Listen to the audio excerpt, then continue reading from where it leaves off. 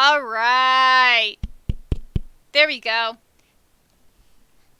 Welcome to the second day of my Mass Effect stream. I put a quick summary along the sideline of what happened during the last stream. I figured that could be useful, especially since I went through the first mission fairly slowly as I was testing through everything for fun. I'm also just about to pull up the game right now and am happy to talk about recaps as we go along. Doop-a-doop-a-boo. So, as you see along the sideline, what happened is that we were playing with Commander Shepard, and Commander Shepard was on the wonderful ship, the Normandy, and the Normandy was going to the planet Eden Prime. And presumably Eden Prime was this nice, untouched world, sort of a paradise, and we're like, why are we going to a paradise place? Especially when there's a Spectre on board, a Spectre named Nihilus. And Spectres are elite operatives that work above the law for Citadel space. They basically do everything to keep the galaxy under control as possible. And it turns out that there is some fancy stuff going on Eden Prime. And the Spectre Nihilus is there to evaluate Commander Shepard if she is a good candidate to become the first human Spectre ever.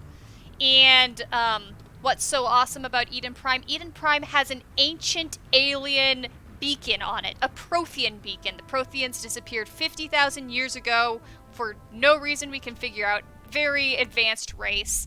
All of our technology is based on it. So we find this working Prothean beacon, and they want Commander Shepard to go and check it out. But while we're on the planet's surface, we run into another Spectre, a bad boy named Saren, who kills Nihilus, and Saren wants the beacon for himself, and we stop Saren, and Saren leaves. But Saren's still gonna be a problem. So yeah, and while Commander Shepard found the beacon pulled her in, and she saw all these weird visions of death and destruction, and that she can't really parse, and the beacon exploded, and so that's a whole weird mystery. So what we're doing is we are going to the center of Citadel space. We're going to its capital, but the center of Council space. The Citadel is the capital of our jurisdiction of space. And we're going to talk to the Council and say, hey, Saren's a bad dude. Saren's suspicious. Saren's weird, and tell him all that stuff. So yeah, that's the actual plot shit. Yes, Light's talking about the MILF, because of course you are. That is Dr. Chakwas that we were all being horny over last time. I am so impressed that we got an entire chat talking about Chakwas. She's a minor character, you'll be seeing her around, she works on my ship, because she is the doctor.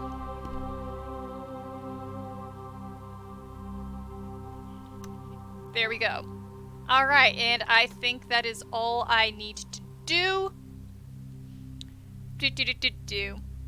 Yeah, of course you think about the fucking MILF. Just making sure that I'm loading the correct quick save. Hey, Tyr! Hello, friend of Doom! Thanks so much for joining us. Today is an exciting day. We're meeting Garrus today! So that's going to be the big highlight. Oh, whoops. Spoilers! I think that's pretty obvious. This is the, part of the game where we get most of our squad together. Happy we had a whole chat talking about alien dicks. Yeah, of course you are. Every single stupid motherfucker here's going to end up talking about alien dicks, because that's what happens when you play an M-rated alien dating simulator. Okay, so here we are. This is actually a slightly modified ship from last time. I made like 12 fucking ships with various differences because I still didn't like her face fully. And then in the end, she ended up being very similar to the one that I made the first time with you guys. So, see? Slightly different ship. There she is. I made some really stupid mistakes during the last gameplay because I was so excited that I didn't do things like level up.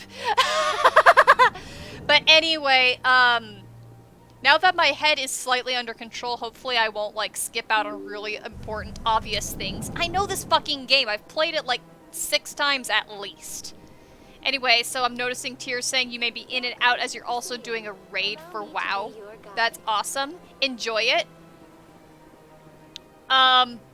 You are here for now. Enjoy it, and, you know, you can hear me yammer on a storm. I figured I'd start back here and show you guys what the Citadel looks like. This is the top floor of the Citadel, which is called the Presidium, and it's where all the elites are. Look at that awesome Krogan statue. And see, it sort of curves upward because this is actually a circle. The Citadel structure right here is a ring, so there's a fake atmosphere going on right there, and some trees, and it's very pretty. Yeah, so I thought y'all would like to see the Citadel before we get, I mean, instead of going straight to the council. So we're walking to the council. We're going to talk to the council about what happened with Saren, how Saren killed Nihilus, and Saren wanted the beacon that we were trying to get, and so, yeah. Yeah, here's the ceiling, bruh. Check a look at that ceiling.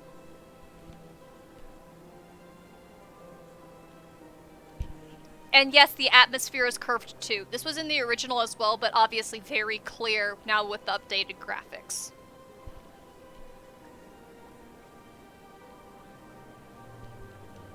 Not exactly a ceiling, I don't know what to call it, the upness part with the artificial atmosphere. Yeah, that's because, yeah, because it's that curved, you see it. It's almost immersion breaking, but it's sort of cool too. Like, yeah. And then here's the fucking tower, just going straight up way high so you can't even see the top of it.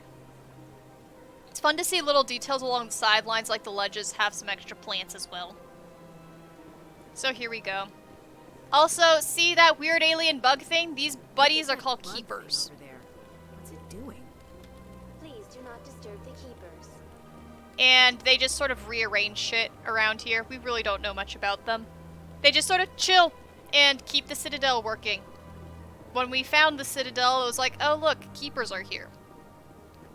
Now, let's talk to the council and go up the fucking elevator! Best part of the game, y'all, is the elevators, right?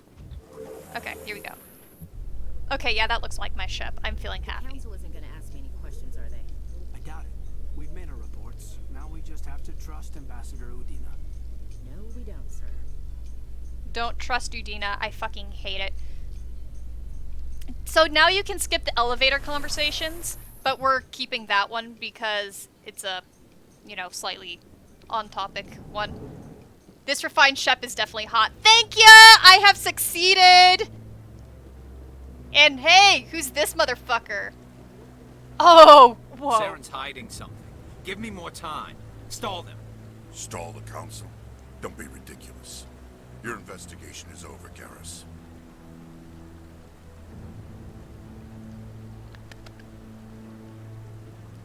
Commander Shepard, Garrus Vicarian.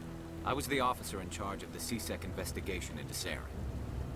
Good evening, Lily. Thank you for joining. We have just started, and we have run into somebody from Citadel Security who has introduced himself as Garrus. Who were you just talking to? That was Executor Palin, head of Citadel Security, my boss. He'll be presenting my findings on Saren to the council.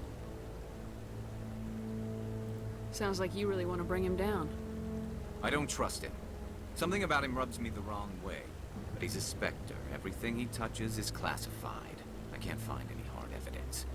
I think the council's ready for us, Commander. Good luck, Shepard. Maybe they'll listen to you. Garrus! I met Garrus. You don't want to keep the council waiting. Alright, so this is the new refined council chambers, and I'm going to have to take a moment to peep and see how they refined it. Wave. Okay, Lily's saying that name sounds like something people have screamed in the server. Garrus is one of the single best characters to come out of the Mass Effect franchise, and everyone will agree with you. Part of it's also his voice actor, but Garrus is freaking such a good character. Yeah. Oh, Light, you don't know why Garrus gets scarred up. Oh, you'll find out how he gets scarred up. It's really fun. I'm not going to spoil it for you because it's just such a cool way they do it. Yeah, no, this is baby Garrus, back when he had his face. That sounds bad, but it's true. Okay, and the pond actually looks like water instead of the terrible water physics they had in Game 1. Well, I mean, good water physics for 2007, but you know. All the arches. The trees. They kept the shapes of the trees, but just added more detail to it. Like, really, all they did was they just basically modded won't be joining the council for years. everything without, like, actually changing the graphics otherwise. I don't know the name of the VA for Garrus. All I know is he was the perfect fit. Alright, so here we go. Let's talk to the council. The hearing's already started. Come on. Okay, yeah. Oh, that Garrus thing The is Geth so attack good. is a matter of some concern, but there is nothing to indicate Saren was involved in any way. The investigation by Citadel security turned up no evidence to support your charge of treason. An eyewitness saw him kill Nihilus in cold blood. We've read the Eden Prime reports, Ambassador. The testimony of one traumatized Ballard. dock worker is hardly compelling proof. I resent these accusations. Nihilus was a fellow Spectre and a friend. That just let you catch him off guard. Captain Anderson, you always seem to be involved when humanity makes false charges against Wonder me. what that is about. And this must be your protege, Commander Shepard. The one who let the beacon get destroyed. The mission to Eden Prime was top secret. The only way you could know about the beacon was if you were there. With Nihilus gone, his files passed on to me. I read the Eden Prime report. I was unimpressed. But what can you expect from a human? Oh, you buttface. Yeah, see how wonderful Saren is? Saren despises humanity. That's why he attacked Eden Prime. A little bit of a jump there, Your Shep. species needs to learn its place, Shepard. I mean, it's true, You're not but ready still. to join the Council. You're not even ready to join the Spectres. He has no right to say that. That's not his decision. Shepard's admission into the Spectres is not the purpose of this meeting. This meeting has no purpose. The humans are wasting your time, Counselor, and mine. Saren's hiding behind his position as a Spectre. You need to open your eyes. What we need is evidence. So far, we've seen nothing. There is still one outstanding issue. Commander Shepard's vision. It may have been triggered by the beacon. Are we allowing dreams into evidence now? How can I defend my innocence against this kind of testimony? I agree. Our judgment must be based on facts and evidence, not wild imaginings and reckless speculation. Do you have anything else to add, Commander Shepard? You've made your decision. I won't waste my breath.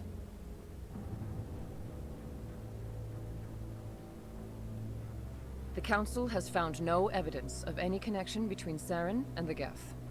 Ambassador, your petition to have him disbarred from the Spectres is denied. I'm glad to see justice was served. Justice. This meeting is adjourned.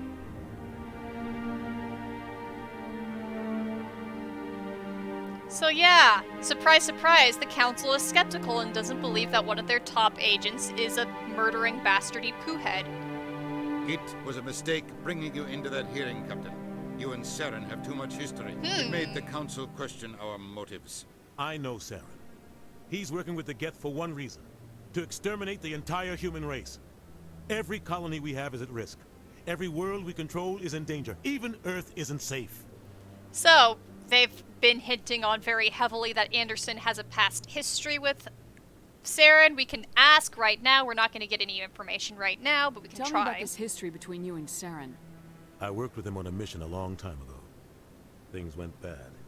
Real bad. We shouldn't talk about this here. But I know what he's like. And he has to be stopped.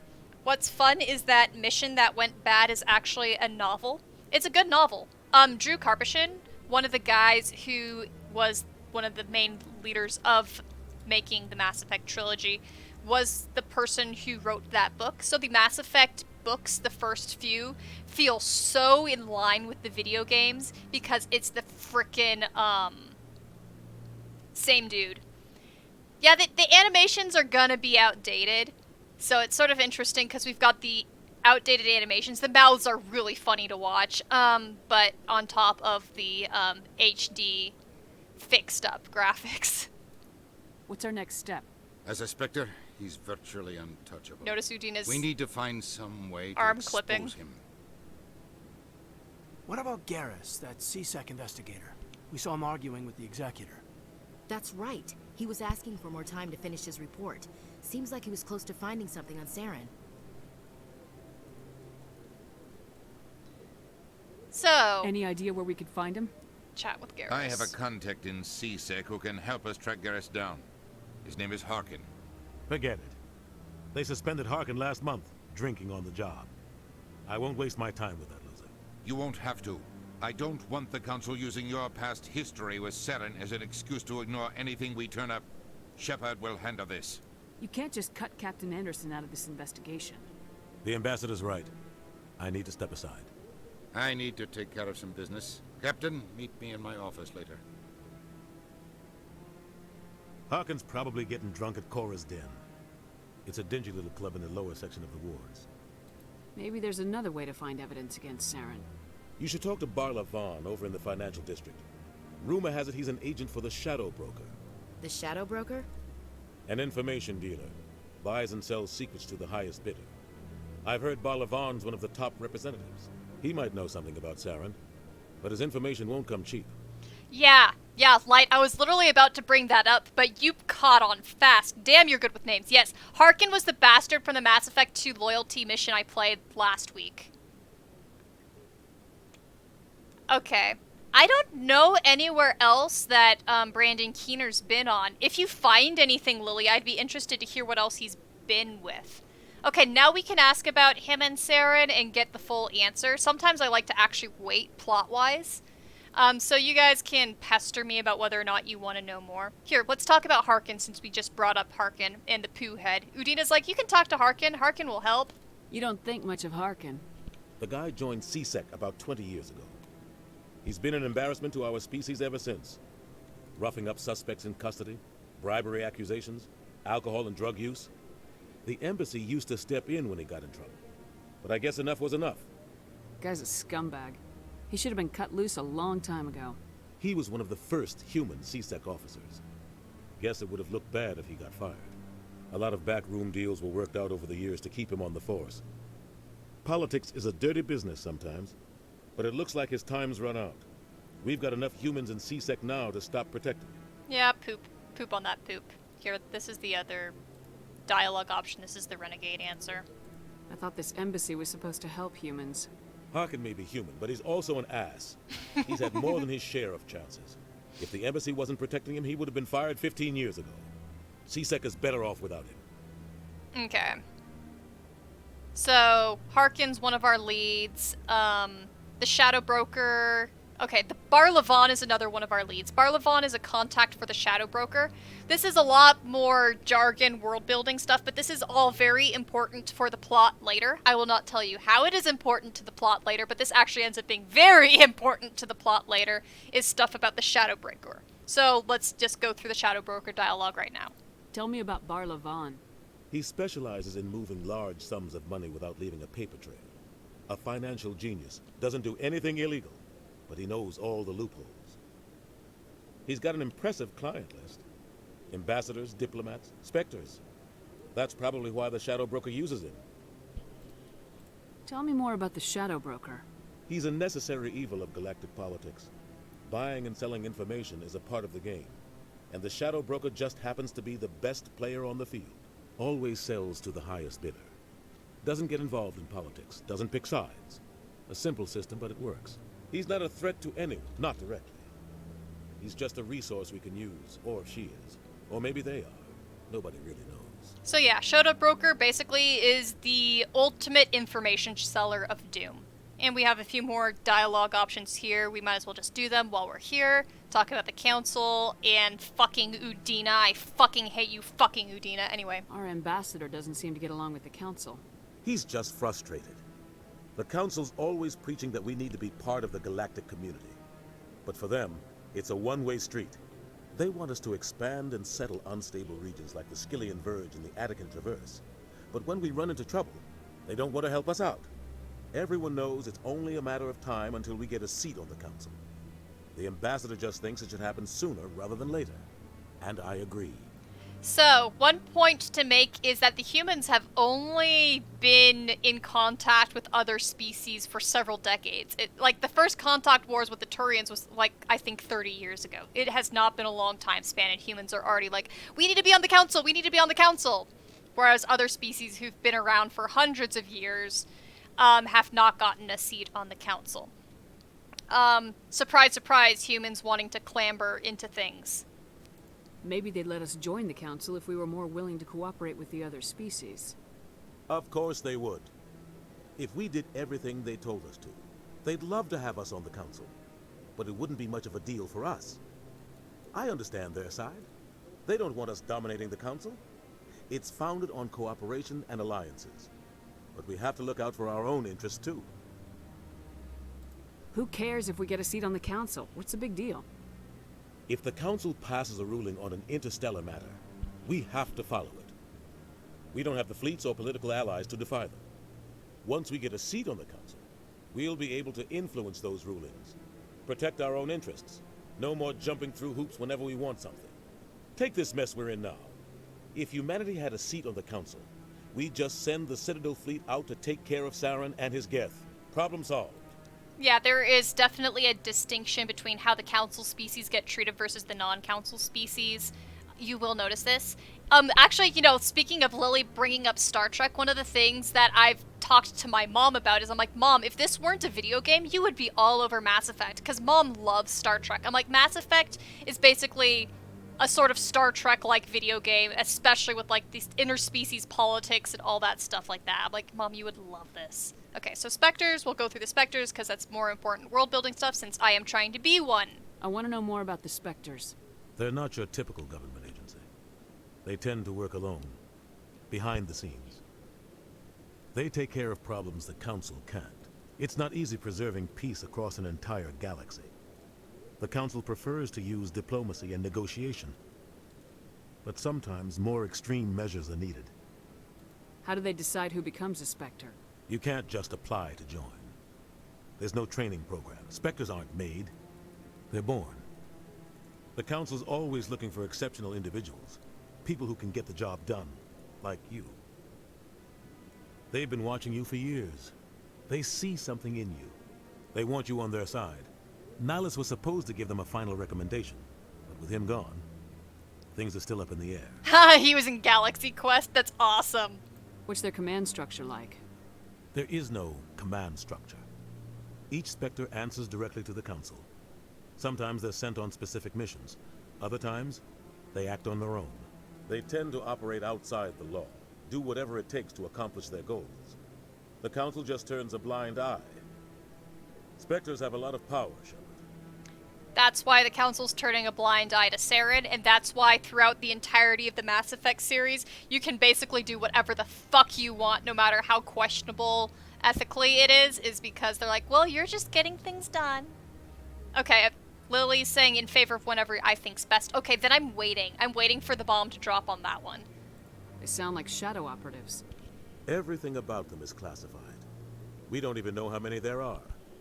The latest Alliance estimate puts their numbers under 100. But the Council couldn't do its job without them. They're the Citadel's top agents, the last line of defense, the final option before open war. The entire galaxy respects and fears them.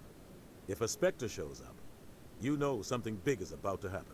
Yeah, so Spectres are, like, it'd be really interesting to debate, like, the ethicality of something like Spectres, because of course you're playing as someone who's trying to be a Spectre, so it's framed from a little bit of a positive light, but then you're also fighting against idiots like Saren. And really, if I had a government where we knew that Spectres existed, I'd be like, oh, these guys are sketchy as motherfuck. What happens when a Spectre goes rogue, like Saren? No, it's, It doesn't happen often. The Council is careful when they select their candidates. I'll respond to light But when by something chat. does go wrong, there's usually only one solution. Send another Spectre to bring the rogue agent down.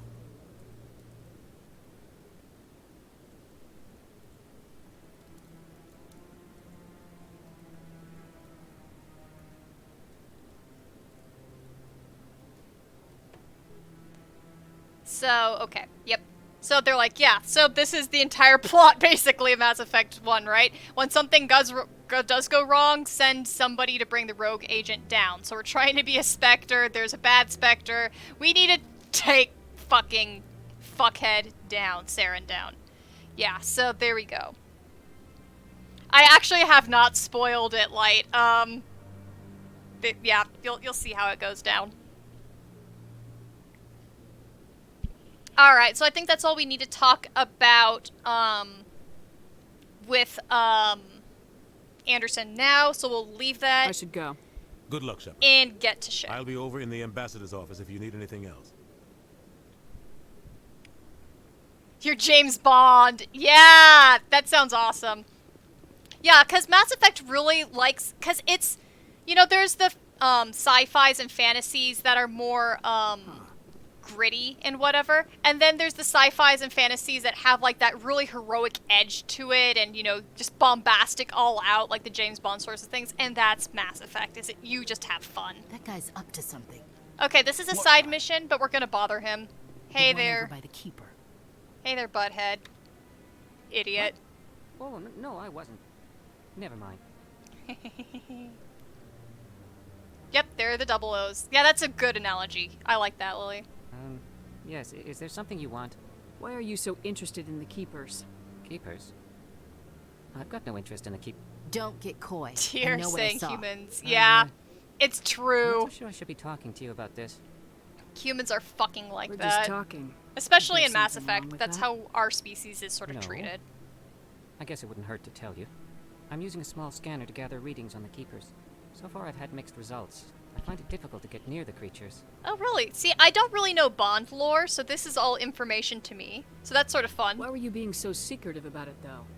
Well, technically we're not supposed to disturb the Keepers. I don't really think my scanning disturbs them, but the authorities might disagree. I'd like to do it more openly, but it's not really worth getting arrested over. I can help you out. I'm not worried about the authorities. Alright, I don't so even know who you are. blah, blah, blah, blah, blah. I'm with the Alliance, the human military. I'm Commander Shepard with the Alliance military. Yep. Well, I suppose I could Aren't use the help. Solarian eyes You beautiful? need this. I love It's Solarian the scanning eyes. device I developed. Activate it each time you see a Keeper. All collected data will automatically upload to my database. I'll even send a few credits your way for each unique scan. What are you doing with the data once you've scanned it? Yeah, I'm to not learn paying whatever too I much can attention to about this the side Keepers. mission. This I've seen side them mission working has like everywhere, 30 yet I know different so little endings. about Okay, that's them. an exaggeration, I'm a but like scientist. 6. I want to know what Lots makes of them tick. very various endings. I should get going then. Yes, I There's- have much work yeah. myself. So long, and good luck with Whatever, the it's a side mission. We're focusing more on the plot for today. Or I'm gonna try to. I'm gonna keep on grabbing the side missions if y'all fine with it. So here's another side mission I have to grab. With one of the With counselor's this assistants. one, yeah, this is an interesting one. Commander. Oh, nope, that's right, I can't talk to Kahoku yet. There's gonna be another dude that I'll run into that I can get a side mission on shortly later. So the thing with the Citadel side missions is that there's a limited time that you can actually do them. Is before the next big plot arc happens, you better have your current Citadel side missions done, or else you lose the chance to finish them and you lose points that you could gain. So, you know, experience points, morality points, and so forth. So usually when I'm on the Citadel, I just play this massive chunk of fucking side missions all at once. So this playthrough, tonight's playthrough, might be slightly more side mission-y than I would like. We'll see how it goes. So Light says I can't tell that Solarian was male or female. Saren's one of their best operatives. It's only natural they take his word. So, and you love them. Yeah, okay, so I can tell the difference between Solarian males and females. The nice thing is, visually, they do look extremely similar. Like, there is one image in the Mass Effect 3 art section of the art book where they tried making Solarian women look slightly more feminized, and it is an absolute horror show. It looks horrible. It looks absolutely horrible, and I'm so glad they didn't do it. That's such a cool sculpture with the full graphics. Anyway, attention span. Anyway, they ended up discarding that drawing and keeping Solarian men and women looking exactly the same. Their voices are different, so you can tell female voice actors versus male voice actors once you get to female Solarians. They also tend to wear different clothing, and they have very different roles. So, this is a species where Solarians are 90% male, and you actually won't meet a Solarian female until the third game, which is called, trying to fix sexist thoughts, accidental sexism through, internal mentality, trying to fix that by introducing Solarian women in the third game and being like, oh, this is the world-building reason why we didn't have women in literally the first 2 games. They do the same sort of thing with Krogan. I mean, kudos for trying to give a justification for why that happened, but oops.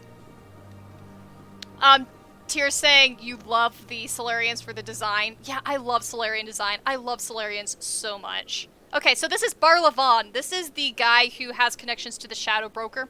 So we're gonna chat with him about what he knows. What's this? One of the Earth Clan. Ah, a very famous one, yes? You are the one called Shepherd. It is a great honor to welcome the heroes of the Blitz. You've got me at a disadvantage here. Forgive me, Earth Clan. My name is Barlavon. My job makes it necessary for me to keep informed.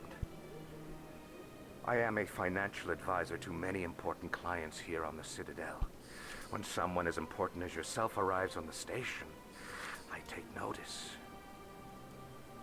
So, okay, one thing I will say in slight defense of their, male-heavy first few games, as far as not introducing female members of certain species, is they both make up for it when Krogan males and, when Krogan women and Solarian women get introduced. They actually give them some pretty significant roles.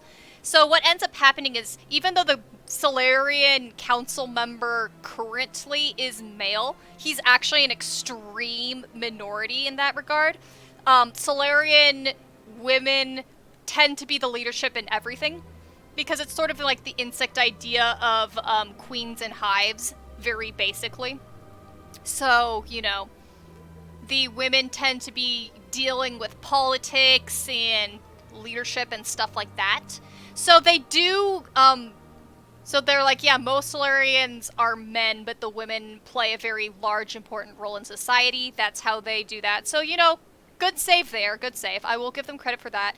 And then when Krogan women get introduced, they talk a little bit about Krogan women in Mass Effect 2. If you saw one of my earlier streams where I did Morden's loyalty mission, there is a point that Krogan women know that they're important, and they have their own clans. When you meet a Krogan female character, she is, like, my frickin' favorite Krogan character. I say that along with, like, the 3 other favorite Krogans I have, but they end up doing a good job with them later on the road. Mass Effect is a game of constantly improving itself for representation, and that's one thing that I do appreciate is, even when it makes mistakes, like, Peach was pointing out some of the really bad ableism in the first mission, is Mass Effect makes mistakes, but then they keep trying to get better, and that's the reason why I am like, yeah, some things didn't age, but at least they keep on trying to make it better, and they have been controversial for doing progressive things since Game 1, because you have you can have a lesbian relationship in Game 1, and that got it banned in certain countries for that. So, yeah, they make mistakes, but they always try to get progressively better with each game. And yeah, Lily's saying, oh yeah, Star Trek was the same way. Yeah, it's sort of like that.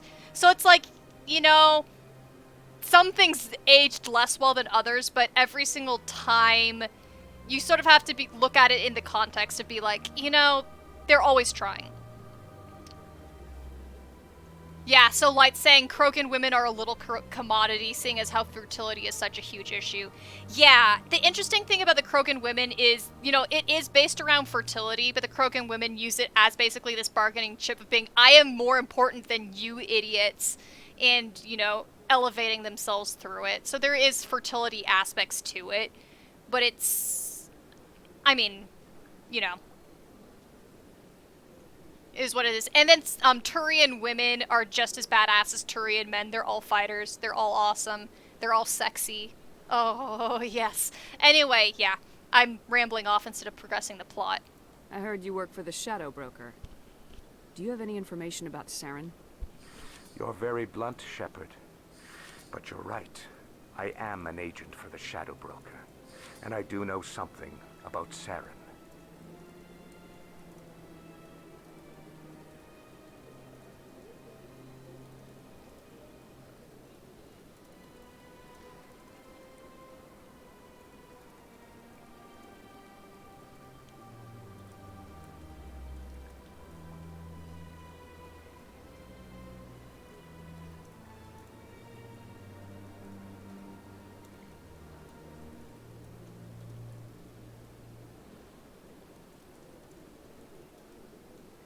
I hear your information can be expensive. Vetra Nick's noises. Oh, Vetra's Normally, so this sexy. information would cost a small love Vetra. fortune. But these are exceptional circumstances. So I am going to give it to you for free. What's the catch? There is no catch. The Shadow Broker is quite upset with Saren right now. They used to do a lot of business until Saren turned on him. Alright, so we do get some free information from Barlavon about Saren. Yeehaw! That's what happens when you deal with a traitor like Saren. No matter what you think of Saren, he's not stupid. He knows the Shadow Broker is a valuable ally. Turning on him doesn't make sense. Not unless something huge was at stake. I don't know the details, but the Shadow Broker hired a freelancer to deal with it. A Krogan mercenary. Alright, you hear that? The Shadow Broker hired a Krogan mercenary to deal with shit. Wonder if we're gonna run into that Krogan mercenary. That's not much to go on. I just told you that the most famous Spectre in the galaxy betrayed the Shadow Broker. Quite a bargain, considering the price. Speak with the Krogan if you want to learn more.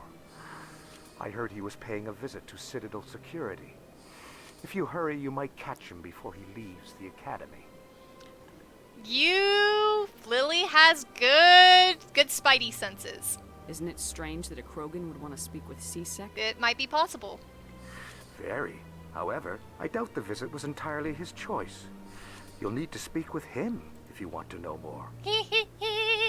Krogan mercenary, is that perhaps Wrex? I guess we'll see. Tell me more about your job. Galactic finance is incredibly I complex. love Krogan. A mix of laws and regulations from dozens of interstellar economies. I'm an expert in how Happy all Fish these wriggles. economies Oh, interact. Fish is so happy. For a fee, I love this I share buddy. my expertise. I also offer premium services for those clients who need someone to conduct business without drawing unwanted attention. Seriously, Discreet Barlavon, do and my efficient. taxes. That's my motto. Is this legal? Sounds pretty shady. That's like all of the Everything I do falls money completely within the system. bounds of interstellar commerce law.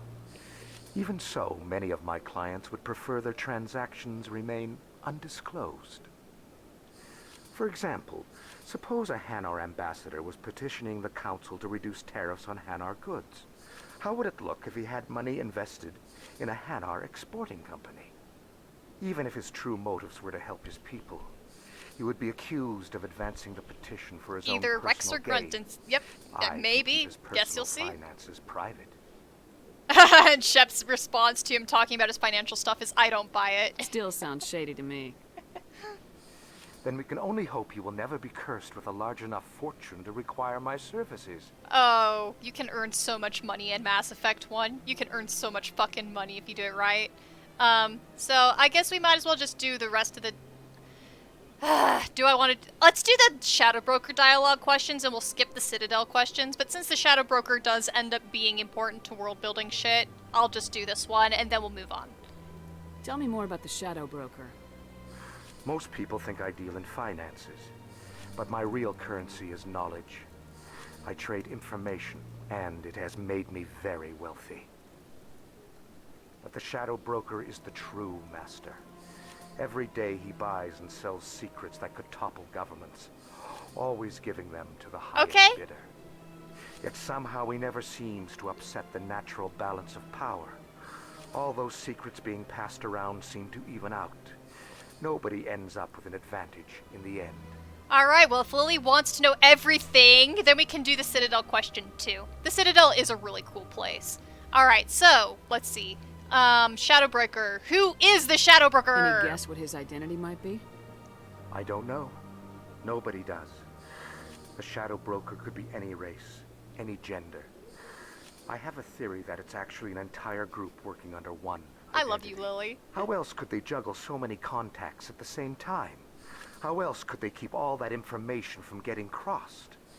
But they've got the perfect setup. Every government is forced to play their game so they don't get behind. But no matter how long you play, no matter how many secrets you buy, you can never win. But you're his agent! I thought you'd know more about the man you work for. From time to time, I come across information I sell to the Shadow Broker. That's my only involvement. I like it that way. The more you know, the more dangerous the game becomes. I don't like danger, Commander. I'll leave it to you. Knowledge is power. Yep. Okay, so then we're going to be talking, just asking about the Citadel, aka the place we're on. The capital. What's it like living here on the Citadel? The station is without a doubt the greatest wonder in the galaxy. It is a technological marvel, but its true splendor goes much deeper than the hull and engines. From the Presidium to the wards, the entire station is a testament to the success of the Council. All the species of Citadel spaced together in a single strong community. Alright, Presidium is the top floor we're on. What makes the Presidium so special? It is the political center of Citadel space. 80% of all intelligent species in the known galaxy acknowledge the Council's authority on interstellar matters. But only the most powerful and influential species have embassies here on the Presidium. This level of the station is reserved for the elite, Shepard. People like us. What are the wards like?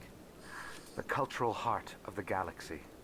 They pulse with the lifeblood of millions of citizens from dozens of different species.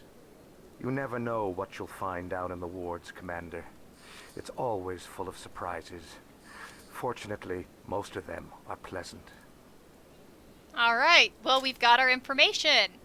So, lights liking Barla's breathing sound effects? Yeah, they are cool. So, fun fact about the Volus is the Volus come from a very, they come from a planet with a lot more pressure and gravity and so forth. So, literally, when the Volus are on places like the Citadel, they have to live in those suits or else they're gonna, you know, basically explode from the wrong pressure.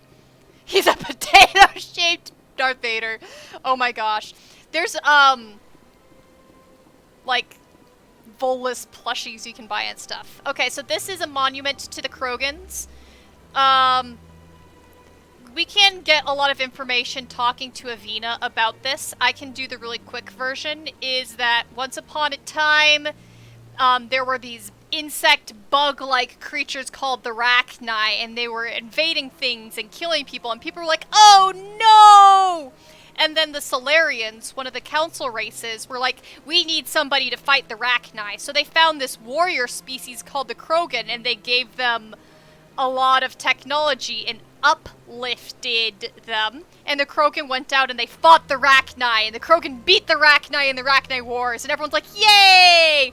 And then the Krogans started reproducing like rabbits, and everyone was like, oh no! And the Krogans started taking over planets to, you know, conquer things so they had enough room for their people, and people were like, dudes, no, stop conquering things. So they ended up having to fight the Krogan, and there were all these Krogan wars that happened, and the Solarians finally resorted to biological warfare to win the Krogan wars, in which they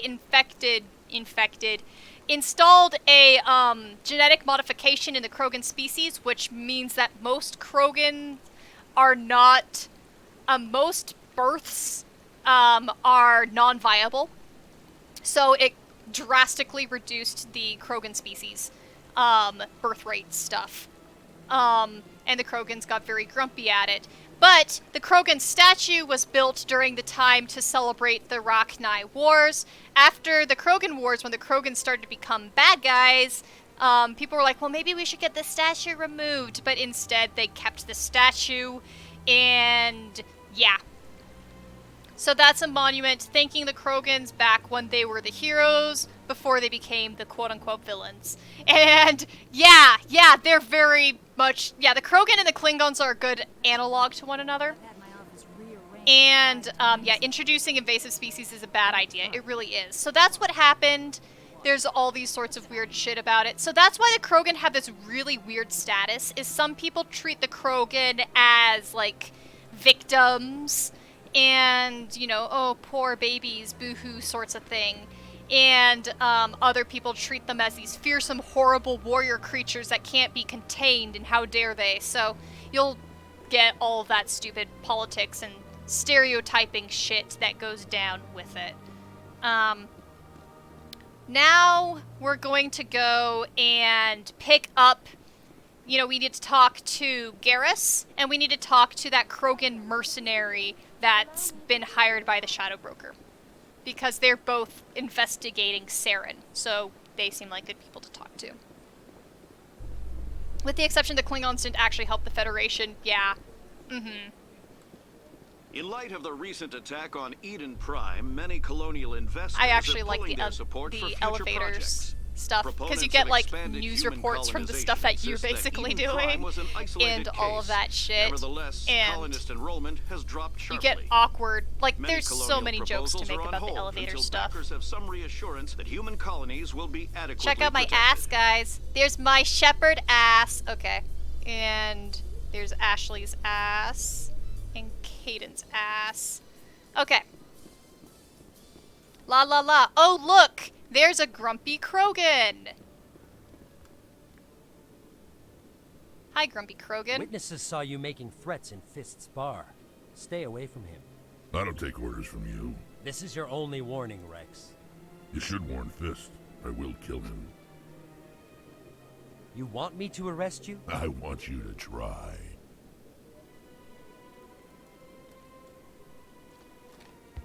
Go on. Get out of here. Yes, human. I usually don't pick Wrex up at this point. I'm actually skipping some dialogue that you can have with Wrex if you do things in a different order. But it really doesn't matter too much. It's not like you're really skipping out on too much of big plot things. Basically, you're just missing out on running into Wrex in a bar and him being slightly grouchy at you. It really doesn't change much. I'm trying to bring down Saren. Barlavon said to talk to you. Barlavon is a wise man. We may share a common goal, human. Enlighten me.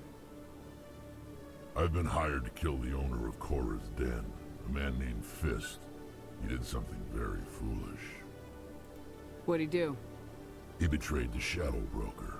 A Quarian showed up here on the Citadel. She was on the run. Good She voice. wanted to trade information for a safe place to hide, so she went to Fist.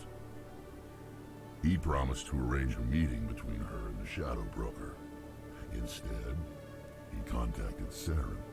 Yeah, I really don't like this order of plot now that I'm getting to it. It's introducing too much at once. Oh, whatever. What does Saren have to do with this?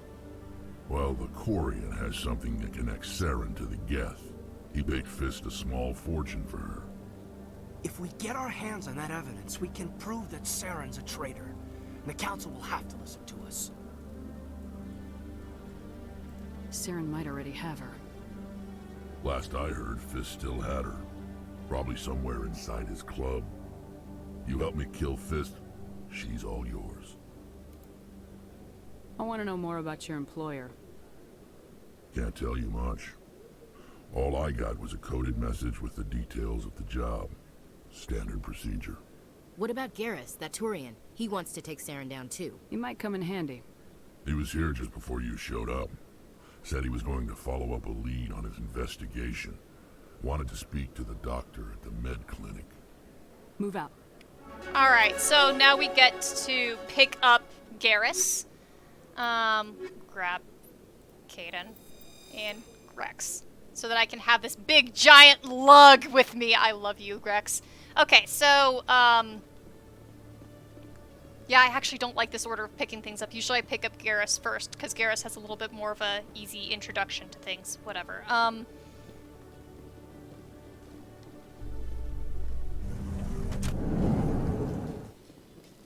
A Solarian excavation team has run into an unexpected blah, blah, problem blah, after blah, blah. unearthing a Prothean dig site. Hanar protesters have blockaded the dig site, claiming that artifacts of the Enkindlers, as the Hanar call them, should not be disturbed. The excavation team has appealed to Hanar representatives on the Citadel to reach a diplomatic solution. We can... There's Caden's ass. It didn't clip this time. Yeah, he has a small ass. They really make the men in Mass Effect have small asses. They like the Dorito shape. You know, that Captain America fucking Dorito shape. Whereas the women, they're a lot more interested in the badonkadonks. Sorry, Light, I'm literally just about to introduce Garrus. Except I need to pee, so I am going to be right back in a hot second. Hello to Fury and Jaya. I'm like running around in circles. So I'm going to do a, oh, squad, right, I can auto level up. I'm gonna do a quick pee, and then we are going to run into Garrus.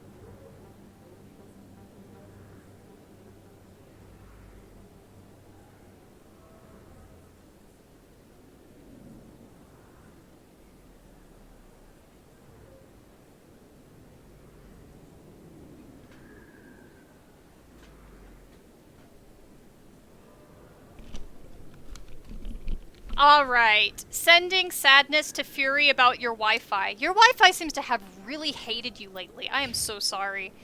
Alright, I got extra points, not like I really need them at this point in time. Charm. Unlock shotguns. Adrenaline burst, shield boost. Which one do I really want to do right now? I'll go up to this.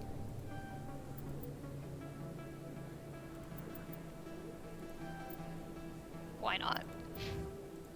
There we go. Alright. Y'all ready? Yes! That's my Chunky Boy! We just picked up Chunky Boy. Chunky Boy is looking for another alien, Aquarian, who supposedly has information for a dude I'm trying to get info on.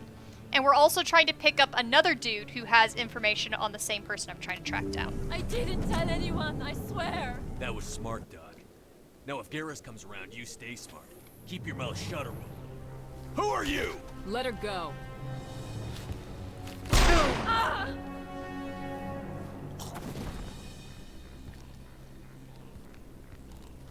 That's an exciting med clinic.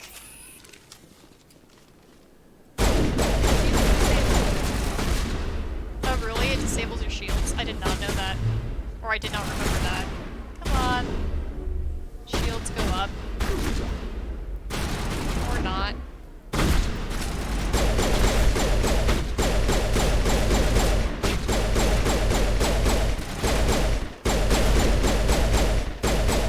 Die, Thug, die.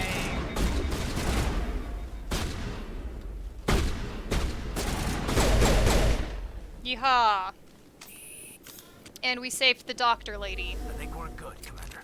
Hi, doctor lady. Right? We did everything? Yeah, they're all gone. And, oh right, we talked to Garrus. Perfect timing, Shepard. Gave me a clear shot at that bastard. You took him down clean. Sometimes you get lucky. Dr. Michelle, are you hurt? No, I'm okay. Thanks to you. All of you. Yeah, we had very limited assets in the first Mass Effect game for things, so you have to use your imagination sometimes.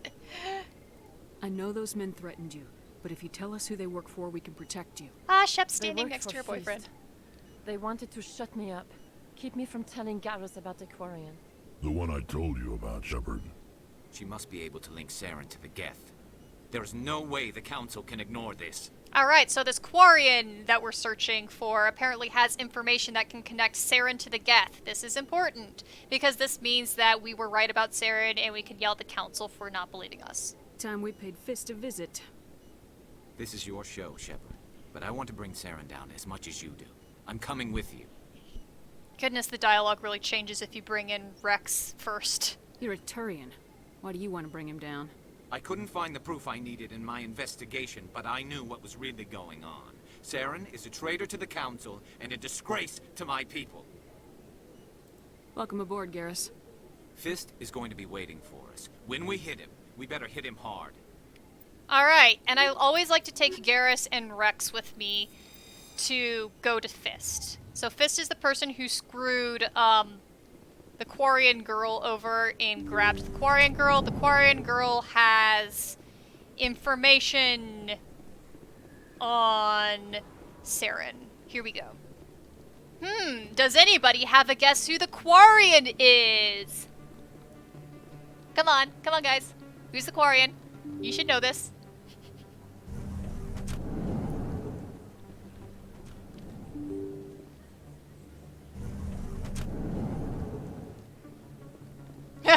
Dear, no, not at all. No idea whatsoever. Alright, here we go. And so now we're going to Cora's den. Party member? Guess we'll see. I should save first. Oh, I'm walking the wrong way because I'm getting distracted. Wait, no. Yeah, because I'm pretty sure... Yep, there it is.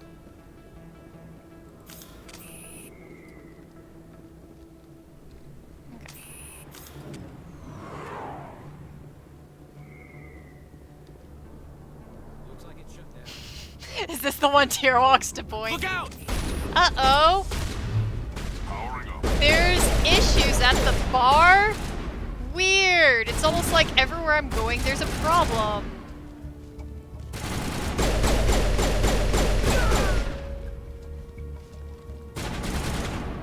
Oh, right. There's a dude up there.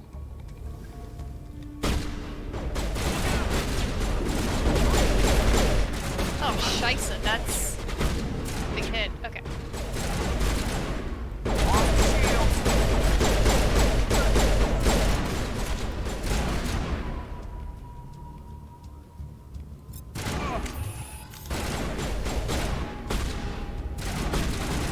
Where's that damn motherfucker up top? That's the one that's annoying me. Die, potato!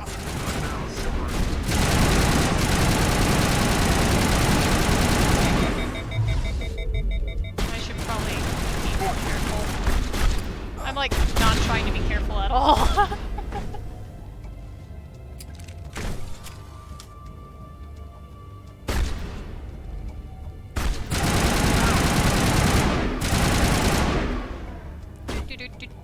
Yeah, if you go into Cora's den earlier, you can actually talk to like some of the bouncers and stuff. It's not too big, but yeah.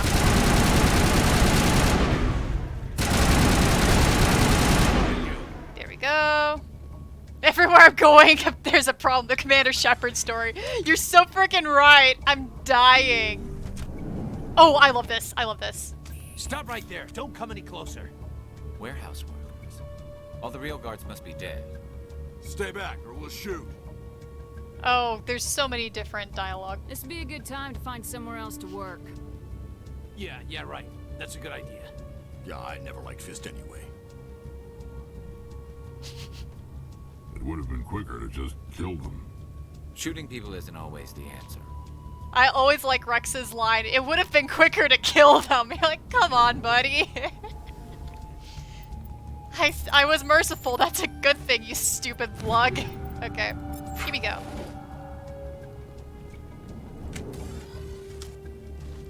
Why do I have to do everything myself? And here's Fist. The dude who took the Quarian. Enemies everywhere!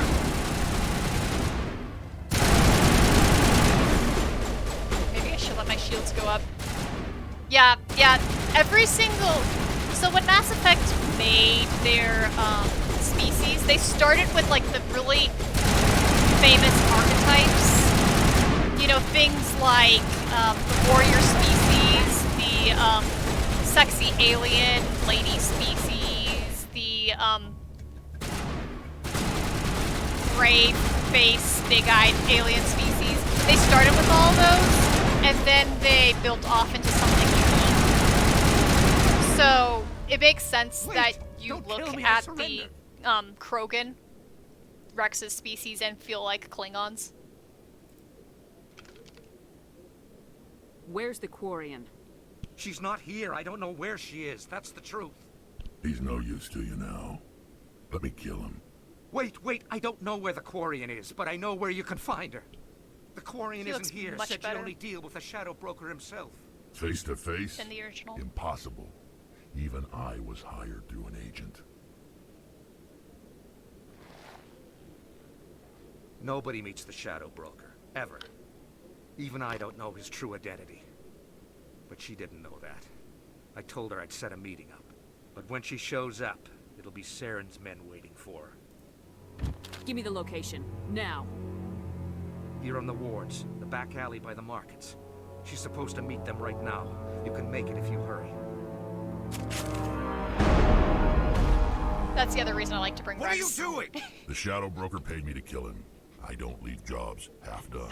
It's no matter, like, you can leave Fist alive if you have any other party member with you, but because Wrex was hired to kill him, he will kill him every single time. A lot of people died because of him. He had it coming. Now let's move. We have to save that Quarian. Alright, so Fist set up the Quarian to be attacked by Saren's men. That's just a problem. She's gonna die. We have to save her in 4 minutes. I wonder how hard this is going to be. Oh no! Look, there's more people shooting at me. Who would have guessed?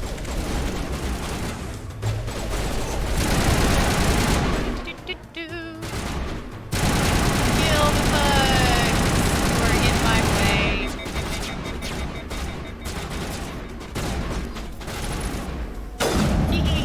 That's such overkill to use the sniper rifle in here.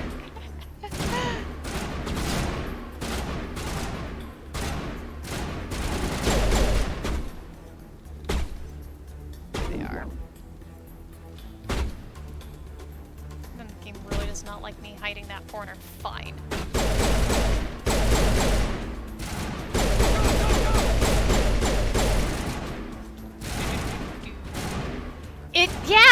Doesn't it sort of have like a good Star Trek-y sort of feel to it too? I feel like Mass Effect's just a really good homage to just all of sci-fi, and they know it. All right. Fire in the hole. Oops, wrong button. Save the Quarian! Where is she? Run!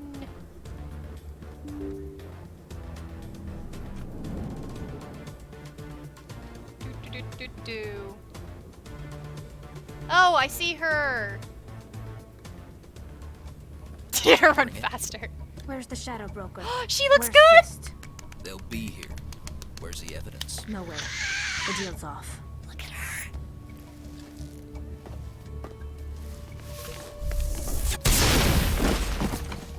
Now we can get some fun.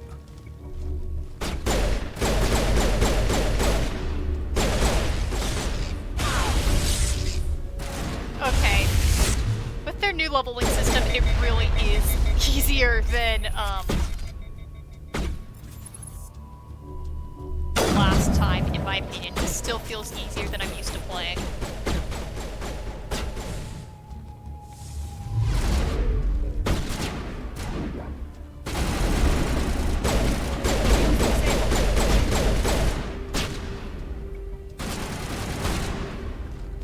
They changed some AI things. Come on. Okay, that's getting a weird glitch if I do that. Okay, so move location since that's glitching on the angles. Should I use a more powerful weapon? Probably. Get it done right away.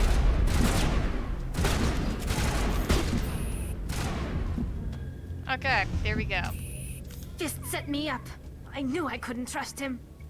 Were you hurt in the fight? I know how to look after myself. Not that I don't appreciate the help. Who are you? My name's Shepard. I'm looking for evidence to prove Saren's a traitor. Then I have a chance to repay you for saving my life. But not here. We need to go somewhere safe. We could take her to the human embassy. Your ambassador will want to see this anyway. Tali in her old outfit. You're not making my life easy, Shepard. Firefights in the wards, an all-out assault on Cora's den. Do you know how many... Who's this? A Quarian? What are you up to, Shepard? This is one of my favorite dialogue things, is because if you have your squad mates be Garrus and Wrex, it's funny that Udina's like, who's this, a Quarian, when I have like an entire alien arsenal behind me. Making your day, Ambassador. She has information linking Saren to the Geth. Really? Maybe you better start at the beginning, Miss... My name is Tali. Tali Zora Naraya. Oh man, she looks so much better. We don't see many Quarians here. Why did you leave the flotilla? There's I was on my few things pilgrimage. My rite of passage into adulthood.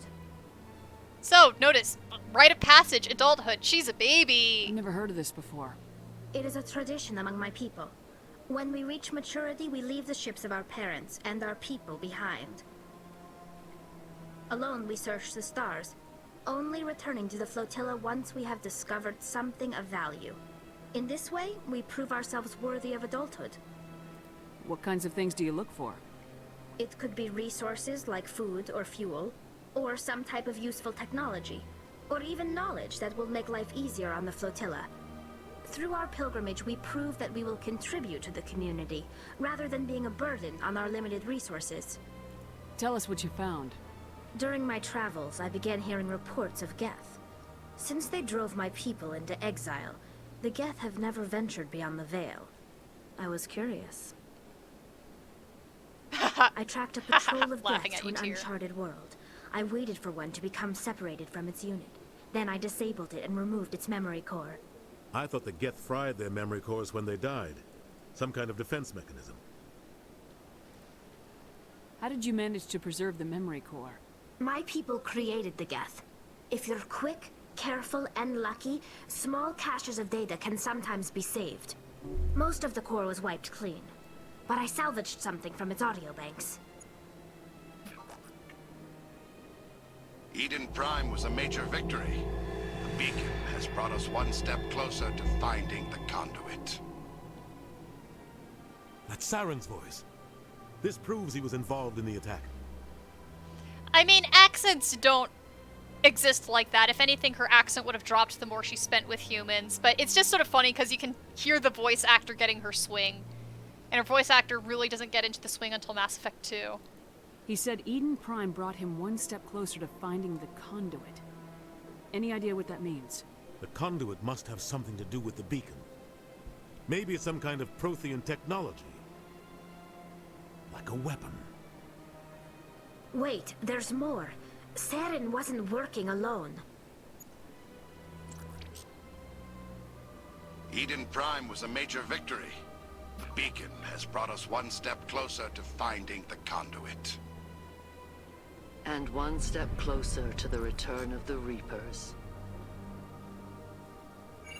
I don't recognize that other voice, the one talking about Reapers.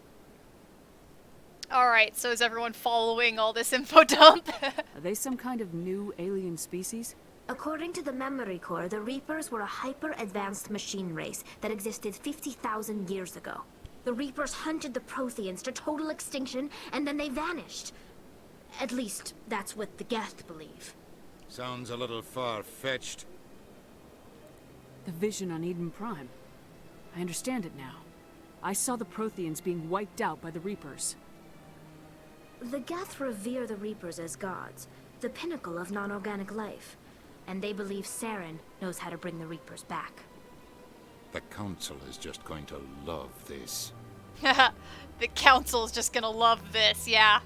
Because we are proving Saren is a poop butt. The Reapers are a threat to every species in Citadel space. We have to tell them. No matter what they think about the rest of this, those audio files prove Saren's a traitor. The captain's right. We need to present this to the Council right away. What about her? The Quarian? My name is Tali. You saw me in the alley, Commander. You know what I can do. Let me come with you. I thought you were on your pilgrimage. The pilgrimage proves we are willing to give of ourselves for the greater good. What does it say about me if I turn my back on this? Saren is a danger to the entire galaxy. My pilgrimage can wait. Recruitment time! I'll take all the help I can get. Thanks. Yay! You won't regret this. Anderson and I will go ahead to get things ready with the Council. Take a few minutes to collect yourself, then meet us in the tower. Alright, so who do I want? Actually, let's see, who do I want with me to prove things? Let's go straight up to the Council, so let's actually just grab Caden. Nope, let's do Wrex and Garrus. Why the fuck not? I'm gonna just keep on wandering around with my hot alien boy squad. Look at them! They're so pretty! I love my alien boy squad. Okay. So now we're gonna yell at the Council yet again in one short amount of time, because we have found proof that Saren indeed was connected to the Geth that attacked Eden Prime. Whoa, who would have thunk it that Sarah was a poop butt?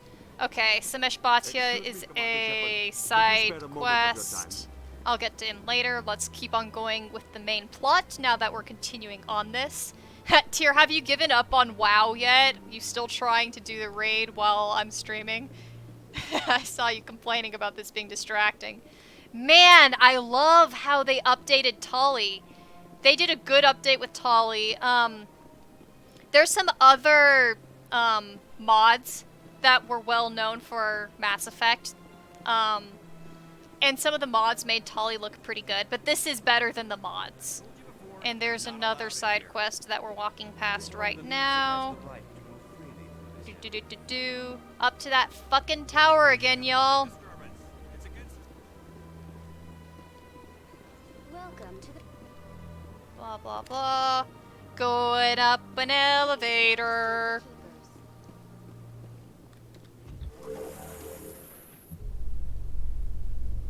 There's no way the Council can ignore us this time. Saren's days as a Spectre are done. Don't congratulate yourself too much. All this time you were hunting for evidence. Saren was moving forward with his plan. Alright. Here we go. Yep, yay fucking towers. Man, yeah, this looks so fun. They did a fun job updating this as well. Just look at the arches. That's really cool architecture right there. So see these outfits right there? That sort of cape thing? That's more Solarian formal. That's Solarian formal clothing, and usually you see it on women, but you see it on a few men in Mass Effect 1, and that includes the Council member dude.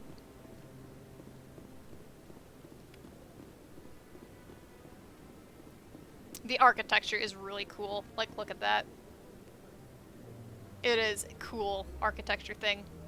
Alright. Come on. Here we go. Udina's presenting the Quarians' evidence to the Council. Eden Prime was a major victory. The beacon has brought us one step closer to finding the conduit. The dramatic walk and And sink. one step closer to the return of the Reapers. You wanted proof? There it is. This evidence is irrefutable, Ambassador. Saren will be stripped of his Spectre status, Victory! and all efforts will be made to bring him in to answer for his crimes. I recognize the other voice, the one speaking with Saren. Matriarch Benezia. Who is she? Matriarchs are powerful Asari who have entered the final stage of their lives. Revered for their wisdom and experience, they serve as guides and mentors to my people. Matriarch Benezia is a powerful biotic, and she had many followers. She will make a formidable ally for Saren. I'm more interested in the Reapers. What do you know about them? Only what was extracted from the Geth's memory core. The Reapers were an ancient race of machines that wiped out the Protheans. Then they vanished. The Geth believe the Reapers are gods, and Saren is the prophet for their return. We think the conduit is the key to bringing them back. Saren's searching for it. That's why he attacked Eden Prime. Do we even know what this conduit is? Saren thinks it can bring back the Reapers. That's bad enough. Listen to what you're saying. Saren wants to bring back the machines that wiped out all life in the galaxy? Impossible. It has to be. Where did the Reapers go? Why did they vanish? How come we found no trace of their existence? If they were real, we'd have found something. Nice butt-kicking, Tyr.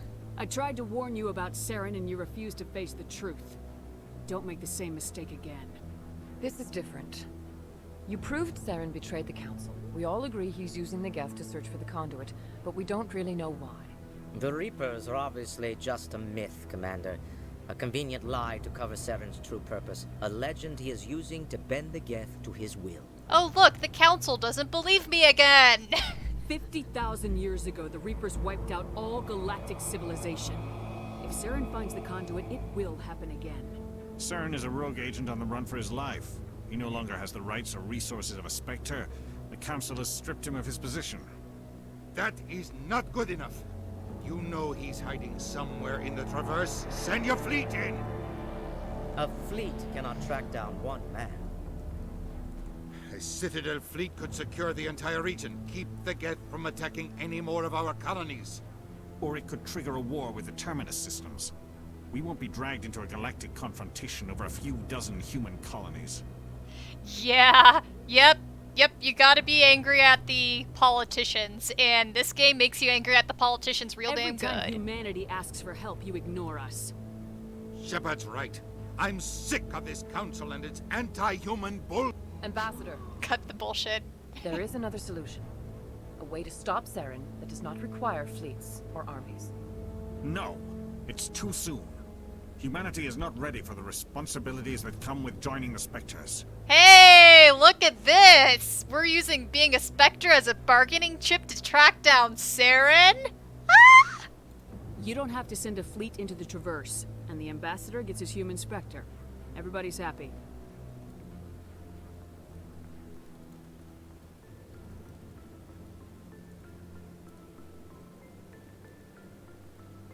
And I like the music in this scene.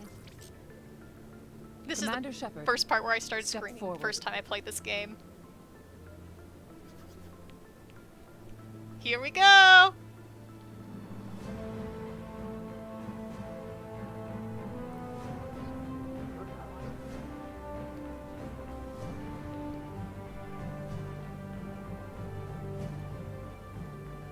Yeah, it's the theme of the series. It is the decision of the Council that you be granted all the powers and privileges of the Special Tactics and Reconnaissance branch of the Citadel.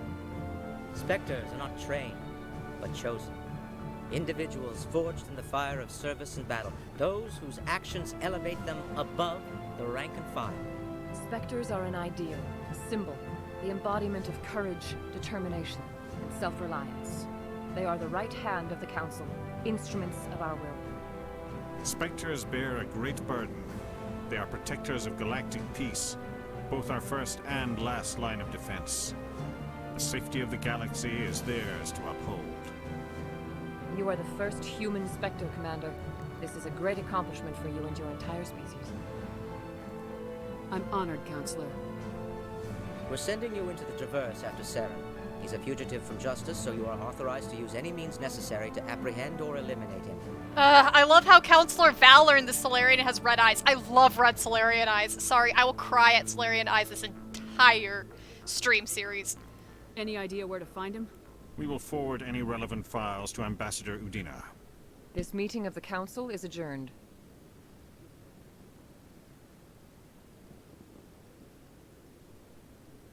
Congratulations, Commander.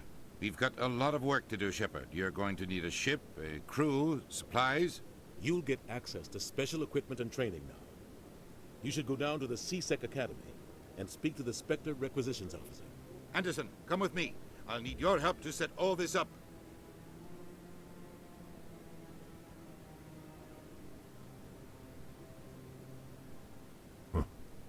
Bastard didn't even thank you. Until I find Saren, I haven't done anything. Come on. Right behind you, Shepard. Woot woot! We've done it! Okay, so I'm doing a quick save. Because I just realized that with the order of how I did things, without tracking Harkin down first, I might have missed out on some really important Harkin dialogue, in which case I will actually backtrack, because Harkin has some really interesting dialogue. Actually, let's grab the fucking side missions first. We're almost done with the main plot point stuff on the Citadel. No, I'm waiting to speak. Let's grab the side missions. Congratulations on becoming the first human Spectre, Commander. I'm certain you'll be up to the challenge. I appreciate that. My name is Admiral Kahoku. It's about time the Alliance got one of our own in with the Spectres. We need people like you to deal with our problems. Is something wrong, Admiral? Yep. I'm getting stonewalled by bureaucratic assholes. Nothing new. Maybe you can help me, Shepard. One of my recon teams was investigating some strange activity out in the Traverse. So, we lost contact yesterday. off-planet one. Now I can't get clearance to check it out. Suddenly it's a restricted area. But that doesn't apply to you, Shepard. Spectres can go anywhere they want. You could find out why my team dropped out of contact. I'll find them, Admiral. I appreciate that, Commander. I was running out of options. I'm gonna stay here and see if I can find anything out through official channels. Won't hold my breath, though. Alright, Spiffy, so we got that side mission. Do that. No, I just want to ask a couple of questions.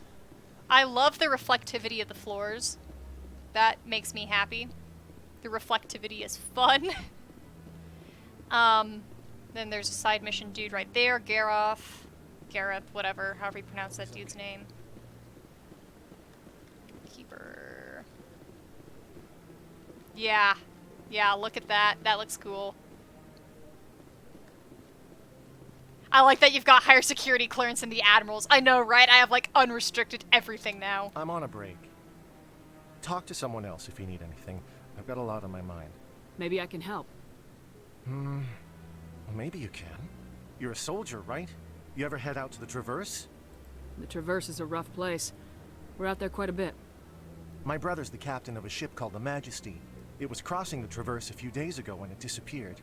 Just dropped right off the grid. And that usually means one of two things. So another off-planet mission, or they were blah, attacked. blah, blah. Any idea why someone would attack them? Privateers, slavers, mercs looking for an easy score. Yep, we got There's all a lot those of out nasty there. sorts out in the Traverse. I won't give up on my brother. Not yet. I've got the coordinates for the last transmission from his vessel. I don't need to talk about that. I'll just say If I'll your do it. brother's still alive, I'll find him. Fucking Give me the coordinates. side mission. I'll forward them to your ship right away. Please let me know as soon as you find him. Will do. You're welcome, dude. Alright. So let's see if my Harkin, I could have just fast traveled. Oh, whatever. We'll go down one elevator and then we'll fast travel. Because I am slightly lazy and I don't want to cross this entire floor again. It's about the same time-wise. And maybe we'll get a conversation out of Garrus and Wrex as we go down. In other news, Exogeny Corp is still denying reports that one of their survey teams has gone missing in the Hades Gamma cluster. Oh, Exogeny. When asked why We're gonna run into communication with the survey Exogeny team was later in the suddenly game. cut off last week, company officials refused Only to comment. slightly lazy. Yes, thank you. I am an appreciable amount of lazy. An acceptable amount of lazy. Actually, I'll just keep on going this direction. Show off all the rest of the world building to y'all. Okay. This is a side mission that's really easy to fix. Just immediately. So there's the Hanar. You're creating a public disturbance. It's against Citadel regulations. So. This one is unsure why the other would not wish word. Hi. Do you desire to learn of the Enkindlers? Or has the Honorable CSEC officer enlisted assistance? So, fun thing about the Hanar is they're voiced by the same guy who does the male Commander Shepard. Why is the CSEC officer harassing you? The CSEC officer requests that this one purchase an evangelical permit to spread the truth of the Enkindlers. Yep, jellyfish, which is slightly a slur for them, slightly not, but they're just giant bioluminescent jellies. If that's all the CSEC officer wants, why not just buy the permit? They the worship truth the of the Protheans. Enkindlers That's is universal. Yeah. This one humbly believes that the truth should not be suppressed. Exacting payment as a means of imposing limits upon the truth is an abrogation of this one's religious freedom. Did you just use abrogation? Did you really use that word? I'm watching for... Yep. Yeah, you use the word abrogation. Yeah, who uses that in your daily so you're breaking language? the law by preaching without a permit right now. The CSEC officer states that preaching in this place is forbidden, and preaching anywhere on the Citadel requires a permit. This one humbly submits that it is not preaching to state the truth of the Enkindlers, and thus no permit should be necessary. Who are the Enkindlers? Your people know them as the Protheans. They are the true creators of this one's people. The Okay, to be Enkindlers raised the fair, Hanar from I'm ignorance someone who into like consciousness uses fancy words by when I'm in the granting mood this for one's them. people the gift of speech. I tend to like latch onto a word and use it all the time. So here, let's get this dude a permit. Let me talk to the CSEC officer. Perhaps I can explain the situation. You're This welcome. one would be most grateful for the assistance. Okay, do I have... Man, my levels just level up so much. We're making sure that I have my charm up all the way. If you notice, I am choosing the,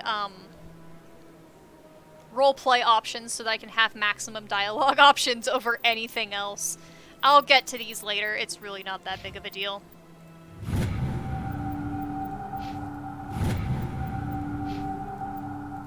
Please let this one know if success is achieved.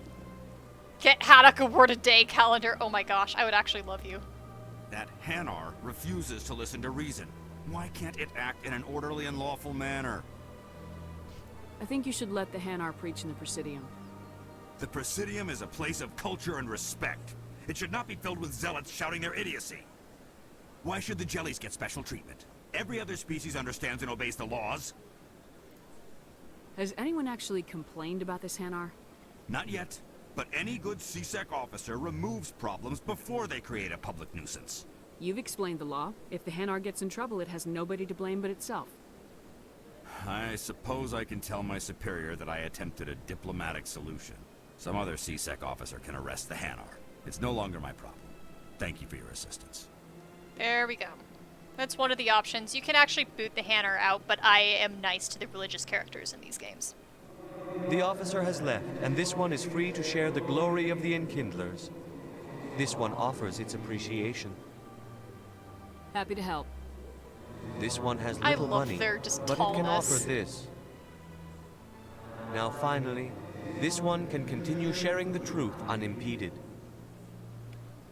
I just love Let all them. races herald the glory of the He's Enkindlers so who raised stupid them all looking. I from love them. Okay, that was fun.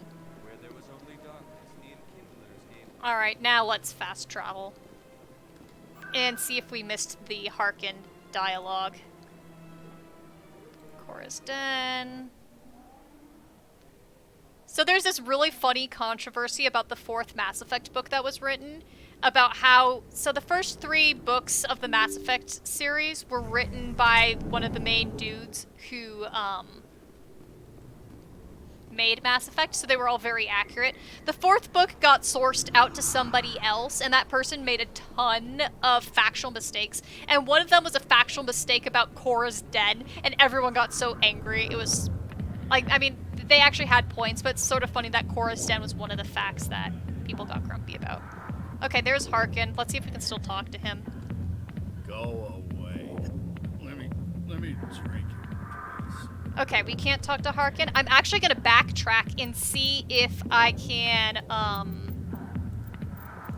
show you guys Harkin's dialogue, because this is actually very important dialogue, and I like his dialogue, so let's see if we can get it. Save 3, save 4. Let's see if that's the right save. The Bajoran, yeah, the Bajoran stuff is cool. Okay, so this is after the Spectre thing, so load, save 3. Quick save. 23, 21. I might have to be grumpy and redo something. Yep, because this is the very beginning. Okay. bear with me, y'all. This is actually dialogue I want to have on the stream. So we're gonna redo some stuff, but this is all for good intent. Just deal with me. I'm so particular about this because I like Harkin's dialogue. I think it's a very good way of presenting information. So I'd rather not skip it. So basically, I have backtracked to the very beginning timeline of when this stream started, so we technically have to talk to the council briefly. I will try to skip through the scene as much as I can, but I know that part of the cutscene I will not be able to. Yeah, Light, I need the story. Yeah, I'm sorry about that. I really should have paid attention. Usually I play a certain way, but instead I'm like, I'm trying to streamline the stream as much as possible, but in trying to streamline stuff, I have cut something out that I don't want to cut out. This is all on me. Bug thing over there. What's it doing? Yeah. Someday I'm going to make that Mass Effect video of the optimal Mass Effect story. Obviously my stream has not been that. The council isn't going to ask me any questions, are they? Keep on going. Do space bar to skip the fucking elevator scene. We're gonna run into Garrus, but we actually don't have to talk to Garrus right away. So we're actually gonna skip talking to Garrus. I know, I'm sorry. Just play like you normally do. See, that's the thing, I've been trying to. Commander Shepard. But, Good luck, Shepard. Because I'm on stream, there's a weird sort of pressure, which means you don't think the same. So I'd literally have to, like, write out the things that I normally do, because I literally think so differently when I'm on a stream as versus when I'm playing by myself. It's a really weird psychological thing that you would not expect to happen, but it does. I get more discombobulated when I'm on a stream just because I have this weird excitement streaming through me. Pun intended. The hearing's already started. Come blah, on. blah, blah, blah, blah. Gonna go through the hearing. Let's do the renegade answers since you didn't see the renegade answers. Is a matter of some concern, but there is nothing to indicate. The investigation by eyewitness. We've read. I resent that just let you. And this must be your protege, Commander. You're the one who destroyed the beacon. Then you tried to cover it up. Shift the blame to cover your own failures, just like Captain Anderson. He's taught you well. But what can you expect from a human? You can expect me to kill you the next time we meet. Woo! Your species That's a good one. needs to learn its place, Shepard. You're not ready to join the Council. You're not even ready to join the Spectres. He has no right to say that. That's not his decision. Shepard's admission into the Spectres is not the purpose of this meeting. This meeting has no purpose. The humans are wasting your time, Counselor, and mine. You can't hide behind the Council forever. There is still one outstanding issue. Commander Shepard's vision. It may have been triggered by the beacon. Are we allowing dreams into evidence now? How can I defend my innocence? Blah, blah, Do you have blah. anything else to add, Commander? You've made your decision. I won't waste my breath. Blah, blah, blah, blah, This blah. meeting is adjourned. Okay. So there we go. We're gonna skip through the dialogue now that we can. Because here's the fun shit that Harkin's gonna say. Harkin's gonna say some really cool shit. Every colony. Blah, blah, blah, blah, blah, blah, blah. Harkin's probably getting drunk. Couldn't. Okay. Here we go. And that's as much time as it took to literally get back to that. And fast travel is limited until you arrive at a location the first time, which really pisses me off. Aren't Solarian eyes beautiful?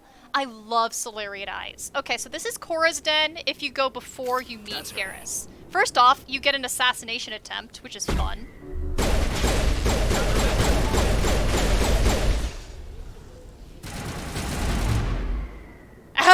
Dear, yeah.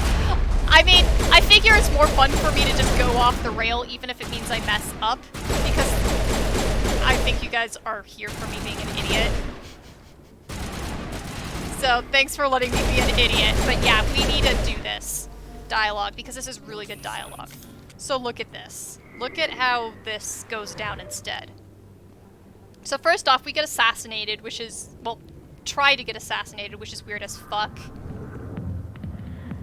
And then, so here's the patron. Hi. Business here, But look at this. We walk into Cora's den, and who do we run off, into? Wrex. Fist told us to take you down when you showed up. What are you waiting for? I'm standing right here. This is Fist's only chance. If he's smart, he'll take it. He's not coming out, Wrex. End of story. This story is just beginning.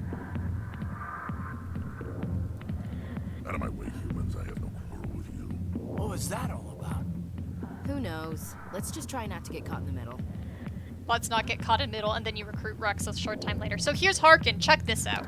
Hey there, sweetheart. Looking for some fun? 'Cause I gotta say, that soldier get-up looks real good on that body. I mean, I am hot, but...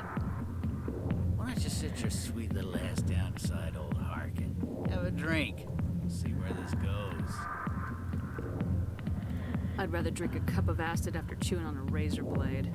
You trying to hurt my feelings? I had to pick the renegade option because that one's a good one. That. After 20 years with C-Sec, I've been called every name in the book, princess. Harkin, right? I was told you could help me find someone. A Turian C-Sec officer named Garrus. Garrus? You must be one of Captain Anderson's crew.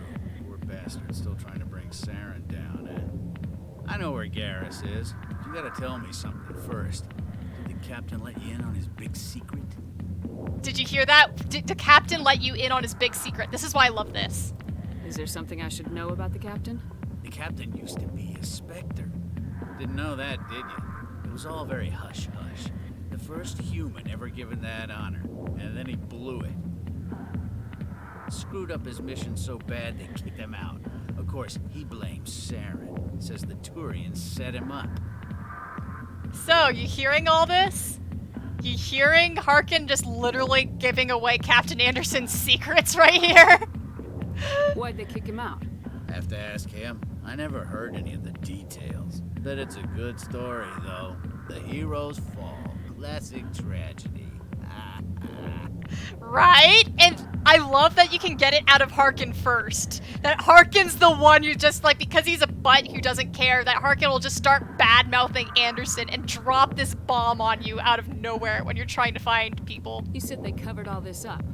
How'd you hear Isn't it good? I spent 20 years working cases here on the Citadel. Isn't it so good? People on this station love to talk.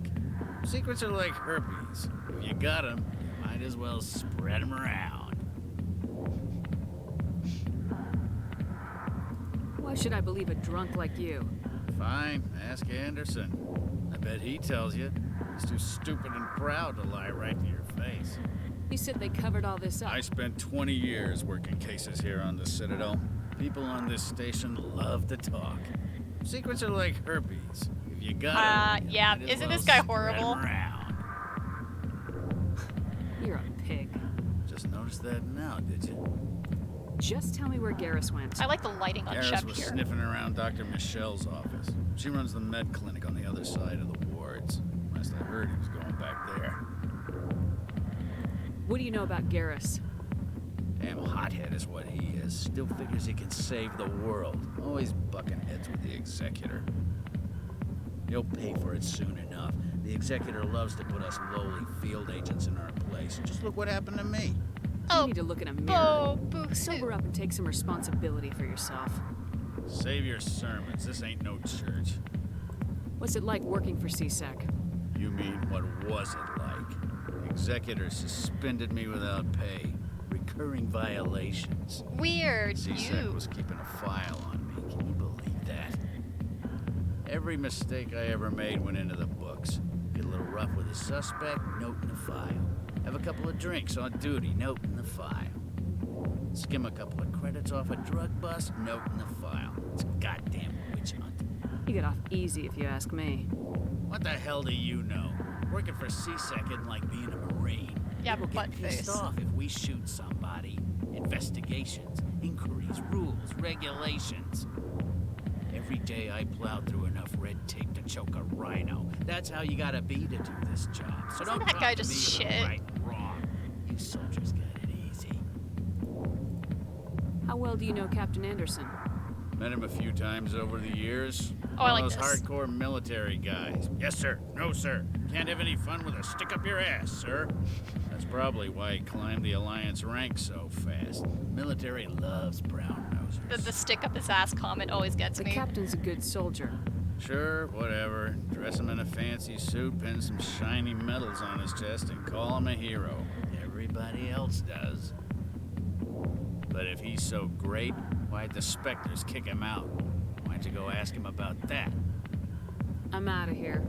Yeah, good. Go. So that's one way you can do it.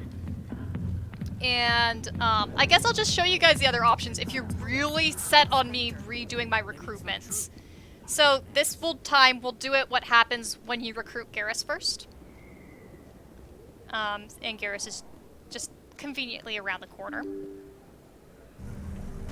I mean, I'm gonna be doing the camera mode for Shep a lot later. Light's making fun of me, but it's totally true. I'm gonna be doing so much camera mode with Shep because she's so hot.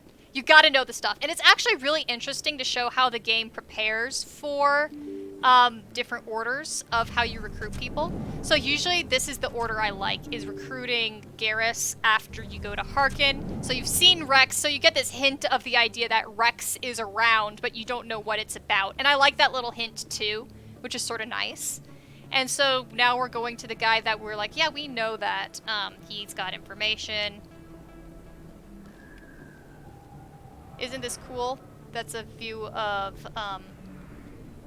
the Citadel, so we're gonna run into Garrus. I didn't tell anyone, I swear. Weird. That was smart, Dud. There's the doctor now, if thing Garrus again. comes around, you stay smart. Keep your mouth shut, or who are you? Get to watch the cool shot again from Garrus. Ready? Bam! Which is so risky, but that's Garrus. Damn hothead, as Harkin says. Harkin's not wrong on that. And kill the fuckers.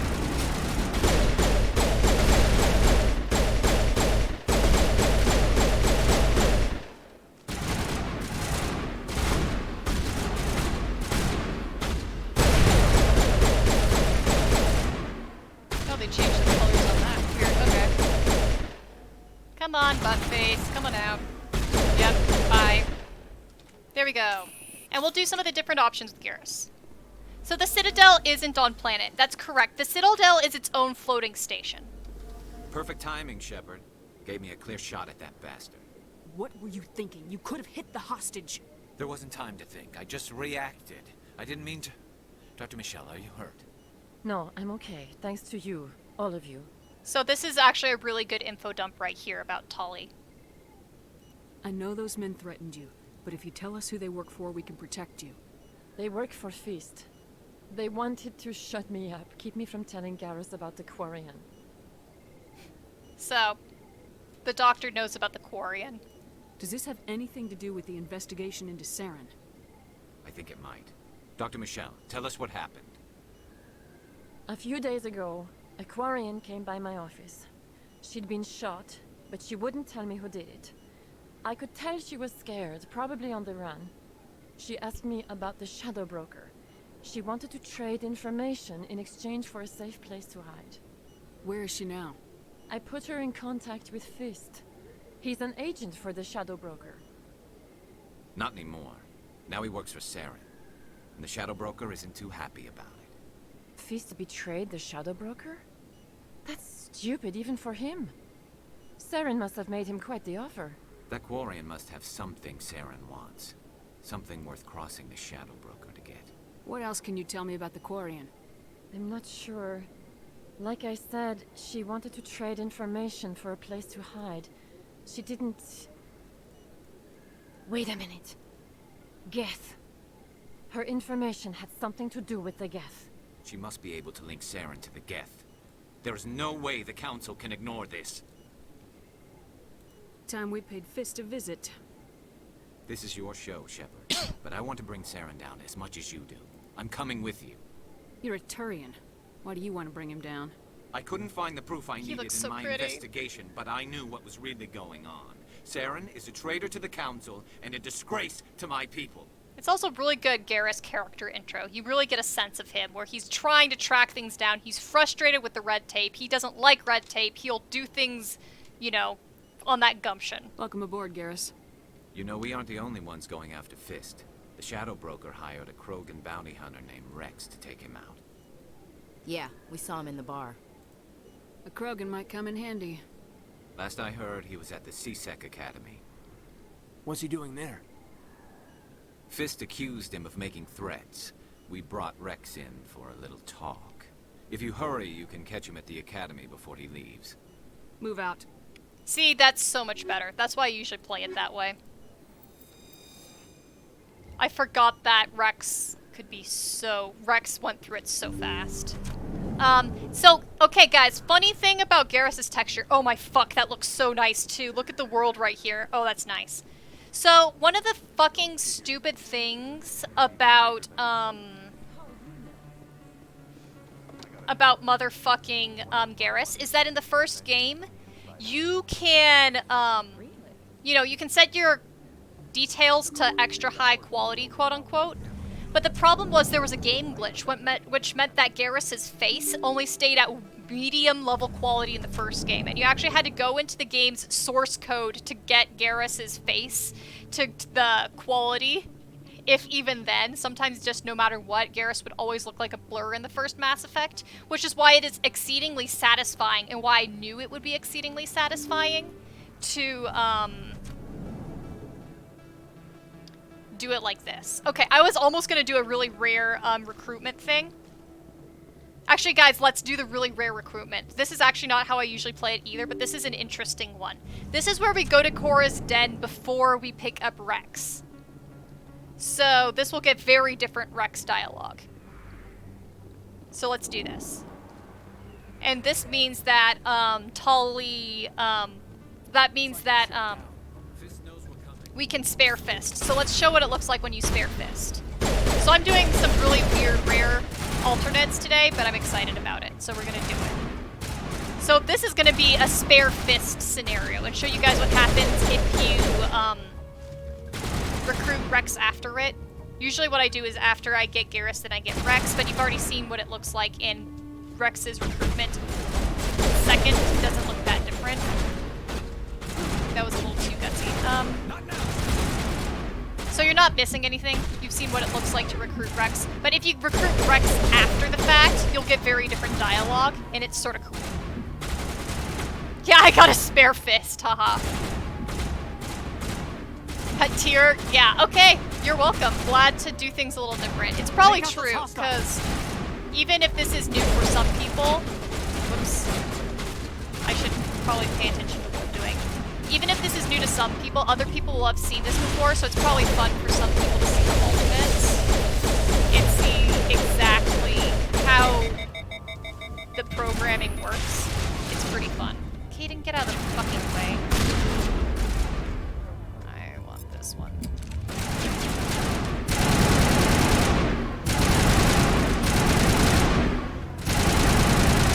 And fucking kill people. Just die already! So one of the things that happens with Krogan is they have a redundant nervous system, which means that after you almost kill a Krogan once, you have to basically kill the Krogan again. So they're very much a pain to fight.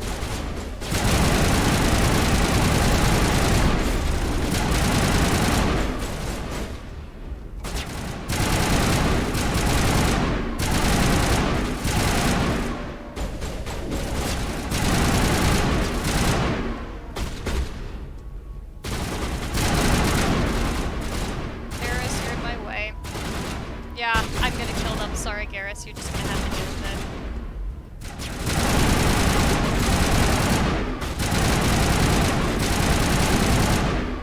it. We'll do a different dialogue with the dudes that we run in here. Yep, Klingons redundant organs. Yeah, you're right, they literally are just fucking Klingons. Stop right there, don't come any closer. Warehouse workers. All the real guards must be dead. Stay back, or we'll shoot. I just killed 50 bodyguards to get in here. What do you think I'll do to you? Screw Fist. He doesn't pay us enough for this. I would have never thought of that. Shooting people isn't always the answer. And this time Garrus is the one like, whoa! Alright, so kill Fist again. Oh darn. He's not hard to kill. When you actually have shields, Haddock, put your fucking shields up.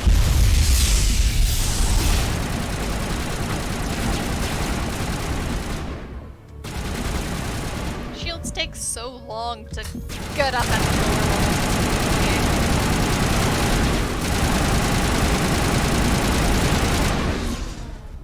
There we go. Don't kill me, I surrender. Tell me where the Quarian is, and I won't have to shoot you in the kneecaps. She's not here. I don't know where she is. That's the truth. He's lying. So there's a shoot him right there. Yeah, let's hit the kneecaps. Put a round in his legs, see if he talks. Wait, I don't know where the Quarian is, but I know where you can find her. The Quarian isn't here. Said she'd only deal with the Shadow Broker himself. Impossible. The Shadow Broker only works through his agents. Nobody meets the Shadow Broker, ever. Even I don't know his true identity. But she didn't know that. I told her I'd set a meeting up. But when she shows up, it'll be Saren's men waiting for her. Tell me where that meeting is before I blow your lying head off. The Renegade option's actually more Here fun. on the wards, the back alley by the markets. She's supposed to meet them right now. You can make it if you hurry. Am I supposed to just forget your part in all this? Hey, I came clean. I told you about the meeting. Besides, I've got my own problems now. The Shadow Broker wants me dead. I have to disappear. Forget about me. I'm a ghost. So I can choose to kill him or let him disappear. Since I said we were going to spare Fist, I guess that's what I have to do. I have to make good on my promise. You're not my concern. Don't worry, you'll never see me again. Bye. Alright, and now we get to save Tali again. And then everything's basically the same.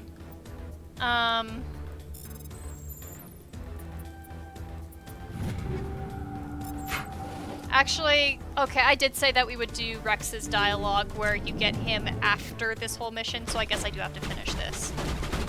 I forget. Usually almost every single character, if you spare them, you will see them in a cameo in the later games. Usually I kill Fist, but I do think that you run into Fist in Mass Effect 2. He might be in Omega, probably, if you spare him. So you might end up seeing him again, I forget.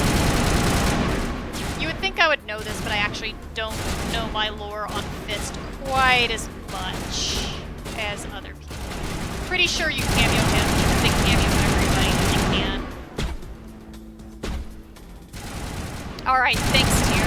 Do you remember if it was at Omega? Because I know sometimes you run into criminals at, like, Arya's bar if you end up sparing them. I figured it was that, and it wasn't just like...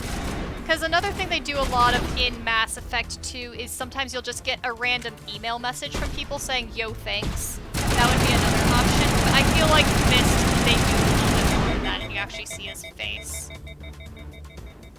Yeah, so, okay, so Tyr thinks it's Omega. Omega's basically this really cool asteroid station thing that's a crime hotspot in Mass Effect 2. I'm looking forward to when we get to do Omega in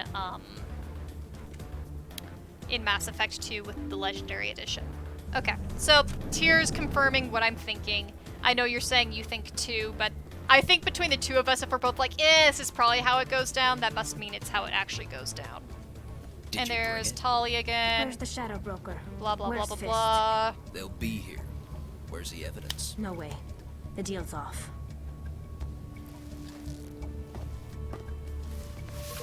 Thinking of something from Star Wars. Which thing are you thinking of from Star Wars? Like the whole crime-infested scene? Sort of like the Tatooine bar. In 4.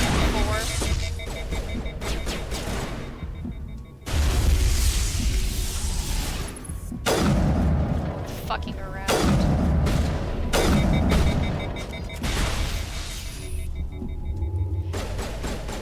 Oh yeah, the bottom layers of Coruscant in 2. I'm talking just about like the movies because I'm assuming that's about the level of knowledge that Tali has and what you get reminded of is something from the movies. Okay, there we go. And we saved fucking Tali again. Just set me up. I knew I couldn't trust him. We'll do the renegade comments. You've got proof Saren is working with the Geth. Hand it over. Not so fast. Who are you? I don't have time for questions. I need the evidence you have against Saren. I guess I owe you. Crime on but an not out asteroid. here in the open. We need to go somewhere safe. The ambassador's office. It's safe there. He'll want to see this anyway. Okay, we're gonna skip through this scene because there's not really gonna be too Who's much this? interesting dialogue differences. I was on my pilgrimage. My rite of passage into adulthood. Where's the proof? I thought the Geth fried their men. Most of the core was wiped clean, but I salvaged something from its audio banks. They don't let you skip stuff that's plot important. Thanks, y'all. Eden Prime was a major victory. The beacon has brought us one step closer to finding the conduit. The lines That's are Saren's voice. much cleaner. I think This that's proves the he was most involved in the satisfying attack. thing. Saren Some of the won't get skin out of this textures are a little odd, Wait, but I'm not there's surprised. more. But like Saren the wasn't working alone. textures of the clothing, the textures of don't the recognize worlds, that those are look. pretty fun and Sounds a exciting for little- me to see. The captain. You saw me in the... Thanks. You won't regret this. Anderson and I will go ahead to get... Okay, so now we have to really quickly get accepted as a Spectre again. And then we'll go and talk to Wrex, and it's a really interesting, different type of combo. Excuse me, Commander Shepard. Could you spare a moment of your time? We'll probably always be disappointed you can't romance Tali as a femshep. You do know that originally Tali was supposed to be romanceable by femsheps starting in Mass Effect 2? I know I've talked about it before, but I don't remember if you remember that. Essentially what happens was the original plan was for Tali to be able to be romanced by a Shep, either male or female, starting in Mass Effect 2, but when they brought the idea up to the voice actress, she was uncomfortable with it, and so they dropped it. And, you know, as much as some people might complain about that, I think they make the right call, because you should never force a human being of any sexuality to voice act or act in something that makes them sexually uncomfortable. It has nothing to do with biases, homophobia, etc. It has everything to do with making sure that an adult consents to doing an acting scene based on something that is sexual in nature. So I fully support the fact that they dropped it for the voice actress. And so yeah, that's why Tali does not have a bisexual option. There are mods though that people have actually created so that you can be Commander Shepard romancing a female Shep romancing Tali based on the mods. I've heard that there are some weird glitches that happen with those mods, but it is one way to do it.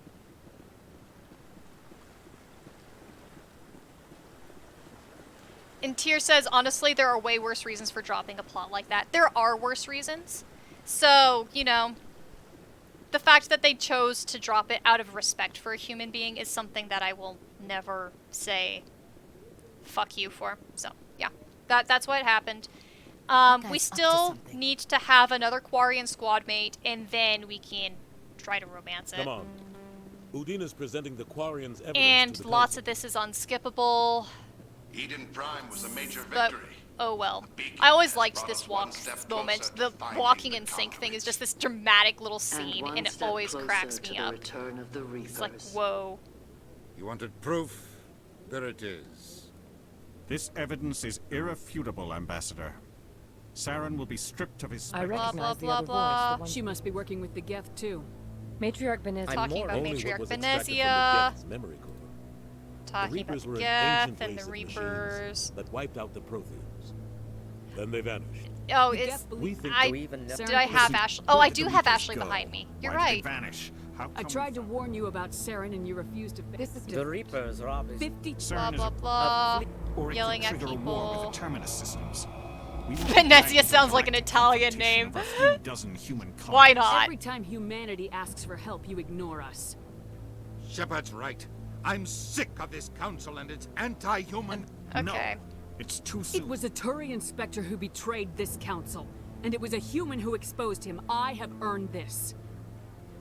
Alright, and that's the renegade dialogue directly into becoming a Spectre.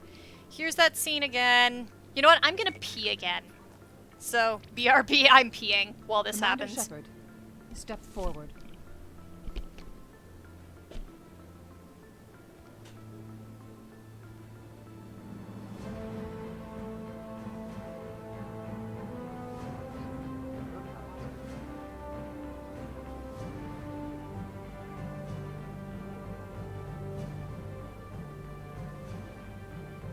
It is the decision of the Council that you be granted all the powers and privileges of the Special Tactics and Reconnaissance branch of the Citadel. Spectres are not trained, but chosen. Individuals forged in the fire of service and battle. Those whose actions elevate them above the rank and file. Spectres are an ideal, a symbol, the embodiment of courage, determination, and self-reliance. They are the right hand of the Council, instruments of our will. Spectres bear a great burden. They are protectors of galactic peace, both our first and last line of defense. The safety of the galaxy is theirs to uphold. You are the first human Spectre, Commander. This is a great accomplishment for you and your entire species.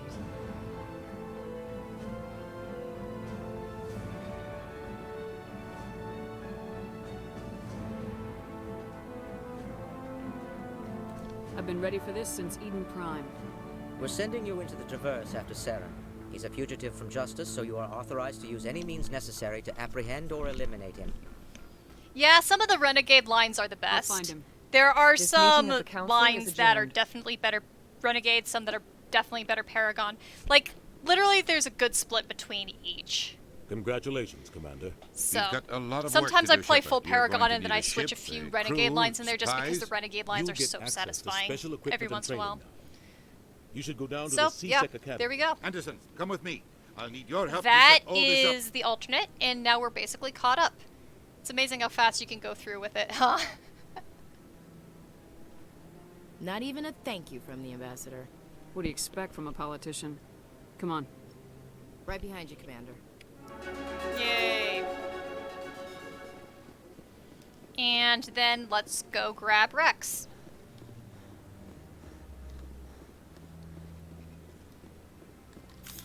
Oh, whoops. Wrong fucking button. Zip up. Wards locations. Zigzag. So this is sort of a fun, rare dialogue option that you get. You can also have this happen with Garrus, as if you haven't recruited Garrus by this point. Garrus will try to stall you right in front of the docking bay too, so that before you leave the Citadel, he'll basically say, "Hey, can you pick me up? I want you to pick me up." So, since it's Wrex who we haven't recruited yet, it's Wrex who's waiting for us right here. You, human. You the one they call Shepard? That's me, Commander Shepard. The name's Wrex. The Shadow Broker paid me a lot of money to get rid of Fist. Only you got there first. Sounds like I did your job for you. When I get paid to do a job, I finish it. Alone. I don't like where this is going. But I didn't finish this job, Shepard. You did. So the payment is yours. You're gonna pay me for getting rid of Fist? I won't take credit for someone else's work. I transferred the payment into your account. I like the way you handled Fist. Now I hear you're going after Saren.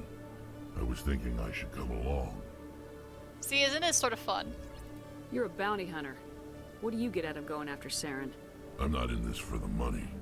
I want to be where the action is. There's a storm coming, and you and Saren are right in the middle of it. Why me? Saren's already got a lot of Krogan working for him. Those aren't Krogan. They're servants. They grovel at Saren's feet to lick his boots, trading their freedom for promises of wealth and power. My people were a proud species once. Some of us still remember that. I won't bow down to Saren like the others. And also, here's the fun thing, is you can actually say no to people. You can actually say no to almost every single squad mate. You can say no to Ashley. You can say no to Wrex. You can say no to basically everybody. And you can actually play Mass Effect 1 that way. But, so if you say forget it, you actually will not become a member of the squad. You can actually play it like that. We'll take you with us, Wrex. Smart move, Shepard. So yeah, that's the way that you can recruit otherwise. Now I'm gonna go and load my other save.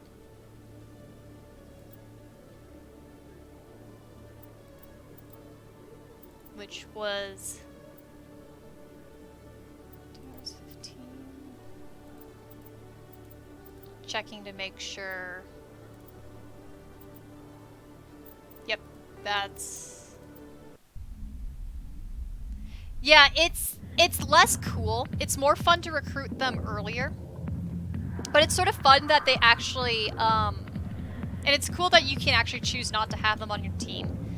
But it's definitely more fun if you pull them in early, you pull them in often, and so forth. Yeah. So now we're back to my other save.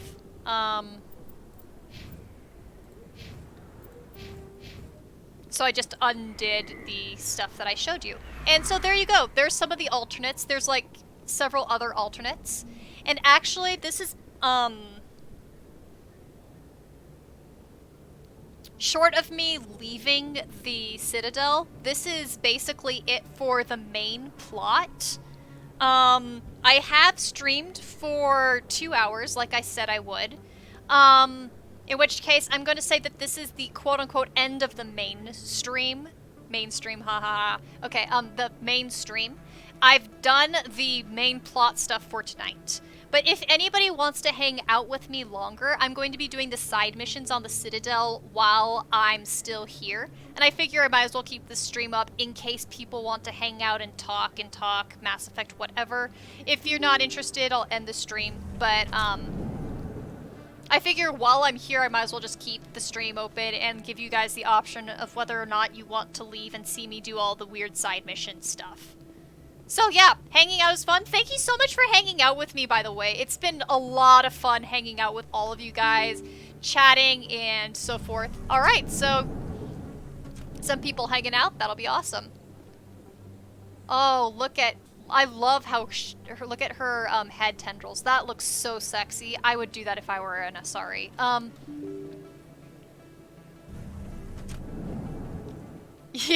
Yeah, and it's literally really cool.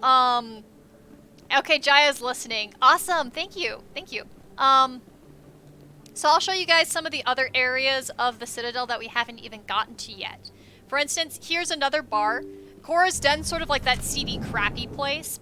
Flux is a little bit more upend. It's still a gambling party place, but it's slightly less like shit. And so here's Flux. And we can do the Shepherd Shuffle here. I can't Shepherd Shuffle yet. Sad day. You can go on the dance floor. Here, I'll dance like this. Nope, that's terrible dancing. Like a hairdresser, but for tentacles. What's fun is their design for the Asari was originally the idea of what a woman looks like after she puts her hair into water, and it's that wet, slicked back hair look is what they were inspired by. Thank you, Artbook, for that fact. Alright, so here's a side mission. Here we go. Sorry, I'm kind of busy right now. So, what can I do for you? What were you discussing with the Volus? Who, Doran? Oh, I was just asking him about my sister. See, she worked for Doran before she left to... Ugh, sorry, I don't want to bore you with my problems. I'm interested to hear what you have to say. Well, okay. My sister Jenna left here to go work at Cora's Den. The problem is, she's working as an informant for CSEC. You know, eavesdropping on the people there. If they find out what she's doing, they'll kill her. Being an informant is a dangerous job. That's what I've been telling her. I don't know. Sometimes I think she stays there just to spite me. Do you know who her contact at CSEC is? No, it's all very secret. Last time I asked an officer, he told me to stay out of it, for Jenna's safety. Maybe I can help her understand just how dangerous Cora's Den is. Would you? That'd be great. Just don't tell her I sent you. Well, I should get back to work before I get in trouble. Thanks. That's sort of fun to watch that with the new graphics. Their little fancy light display. There's lots of beauty in this game. I'm waiting for someone else. And here's where you can gamble. Here's a gambling place. So in case you guys are interested, this is called Quasar. And it explains it. So basically, it's a random number generator, and you have to fall within a certain number to get your money. And so if you overshoot or undershoot, it just doesn't give you anything.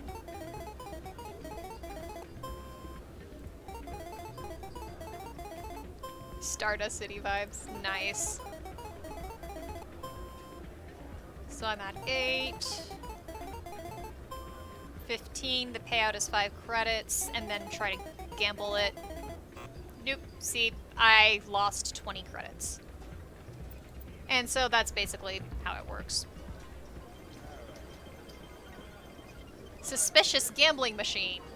Someone bring this machine to funnel credits their way. I'll run a trace. Weird. This is actually really fun with the added graphics. This looks a lot cooler. I mean, it's exactly the same, but it just looks so much better. And that little difference makes a huge difference, if that makes any sense at all. So, more side quest shit. High bouncer. Hey, good to see another human.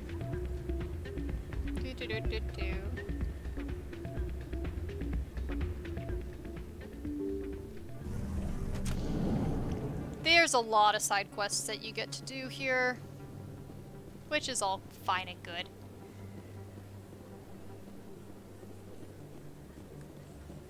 Like running around picking them up. It's the small details that make the heart sing. It really is. Ooh, like look how cool that looks. That looks so much better. And then there's outside the Citadel. And see, we're on the ward, so you can see that we're on one of the 5 panels that the Citadel has. So remember how there was a guy who was complaining about a warehouse? About trying to get a refund? That's the guy right there. Really, that's impressive. Usually you humans can't tell one Turian from another. And if you listen to him, he'll be arguing for eternity about, getting that refund. You're welcome. Oh, Conrad Werner! We gotta run into Conrad Werner! You're Commander Shepard, the hero of Eden Prime. Conrad! I am so honored to meet you. Oh, fucking Conrad! Nice to meet you. And you are? My name is Conrad. Conrad Werner. They say you killed more than 100 Geth on Eden Prime. The fanboy. The obnoxious fanboy. And I look really hot right now. I spent most of my time trying to stay alive and help the colonists. Hey, I know you're probably busy, but do you have time for a quick autograph? Anything for a fan. Here. Thanks. I really appreciate it. My wife is going to be so impressed. I'll let you get back to work. Oh, but next time you're on Earth, I'd love to buy you a drink. Thanks again. Conrad has his own plot arc, which is why I'm like, we have to say hi to Conrad. I've actually never completed Conrad's plot arc, because you have to do very certain things across all 3 games to get a very certain outcome.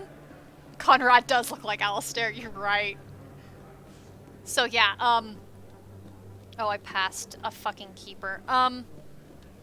Yeah, so Conrad, some people hate him, some people love him. Regardless, you usually remember that butt face. Oh gosh, Conrad.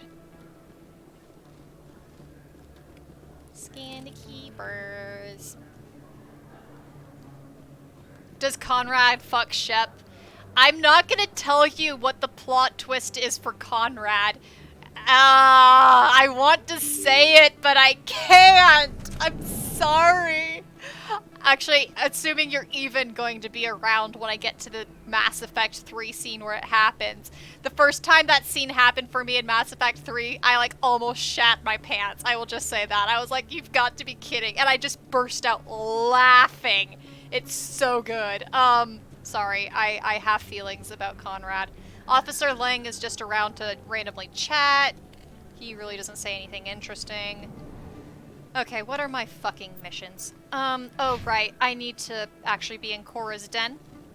Before I started this stream, I actually did begin a, side mission where I ran into,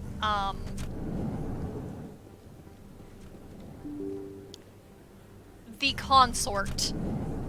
And think Firefly Inara sort of character.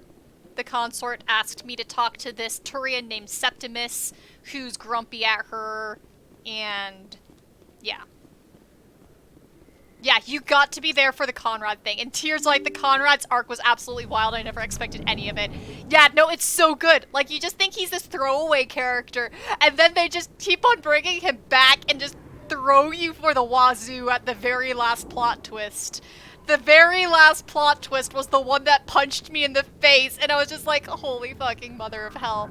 Yeah, I'm sorry, it's so... Oh my gosh. Okay, and there's a ton of really random stupid things you can do in this game. Like, you can just sit here and leer at the stripper. Like, literally, that is what this animation is for. There is no other purpose for this. You get to watch the stripper.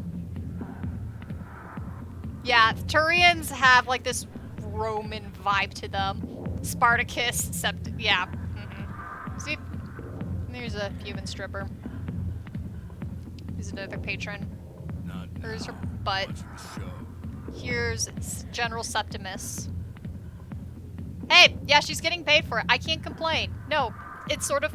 I think it's a fun little detail that you can watch the strippers. And what's really awesome is by Mass Effect Andromeda, there's male strippers and Solarian strippers and all sorts of strippers. Like, they keep on getting increasingly diverse to tastes as the game series goes on. I was so excited to see a Solarian stripper. Go away. I'm not interested in talking. Can I not do my Septimus thing anymore? I thought, have I not talked... I might not have actually talked to the person I need to yet. Maybe I forgot which save was which. Anyway, Jenna is here, the girl that was working for CSEC that we need to save from Cora's den, so she's here. Hi, I'll be with you in just a sec. Oh gosh, I feel like Lily's just stocking up on the info dumps during this stream. I'll wait right here. I love it. Why do I get the feeling you're not here to order drinks? I need to talk to you about your work with CSEC. I don't know what you're talking about. Now, if you don't mind, I need to get back to my customers. This isn't a game, Jenna. These people are dangerous. Now you sound like my sister. Why is everyone so concerned about me? I can take care of myself. I need to go. I'm not a stripper. I don't get paid to stand around and look pretty. Tough girl. I'm busy. The other waitresses can help you. And then she'll just ignore you for the rest of this time.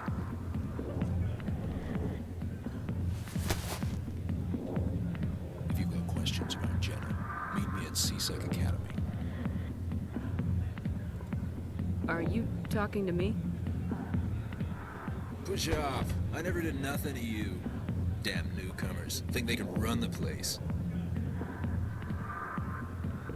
What the hell was that about? I guess we better go find out. Alright.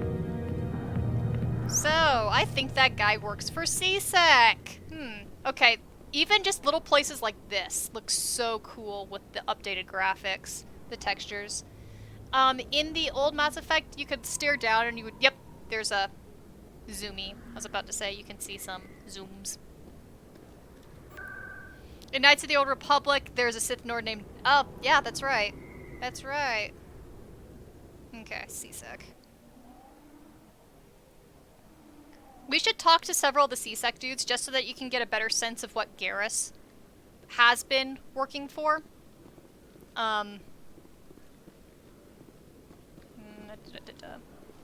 Just so you know what occupation he's coming from and why he's getting so fucking frustrated of all the red tape. Oh, my hot Solarian boys. Alright, this is... Let me get this straight. So you remember how we were watching that one dude scan the keepers? This is his partner. Not exactly. Hey there. Oh, you're not CSEC, are you? Did you want something? What were you trying to I don't know how explain much to you the guys officer care before? about paying attention to which My colleague is trying to kill side me, mission is which side and mission. I thought we were friends. But basically, when we ran into that one Solarian who was scanning the keeper, and we're like, sure, we'll scan the keepers, he's like, I have a weird partner. This is his weird partner. How do you know he wants you dead? He's changed. He won't talk to me at work anymore, and he started following me. Yesterday, he followed me all the way home. just waiting for a chance. I don't care what anyone thinks. He wants me gone. I know it. Is there something I can do? Talk to your friend, maybe? Would you? That's all I want. Someone to talk to him. Tell him to leave me alone. Yep, this is one reason why BioWare got so well known for the RPG world. But you'll show him, won't you? Yes, I'll talk to you. Just tell me where he is and I'll go find him. Oh, right. Well, he wanted to meet with me down in the wards near the markets. He said he just wanted to talk, but I know better. His name's Shorban. He's a Solarian. You shouldn't have any trouble. He's just a scientist. Shorban. That's the guy who wanted us to scam the Keepers. Yep. The Keepers? Well, even more reason to go after him. That's against regulations. Yeah, so I have one IRL friend who's absolutely obsessed with KOTOR, right and I keep on meaning to go through it because I know the plot is like really good, and I have lots of friends who love KOTOR. Good luck. For me, it's like I really want the plot, but the gameplay is not my sort of thing. Hello, Commander.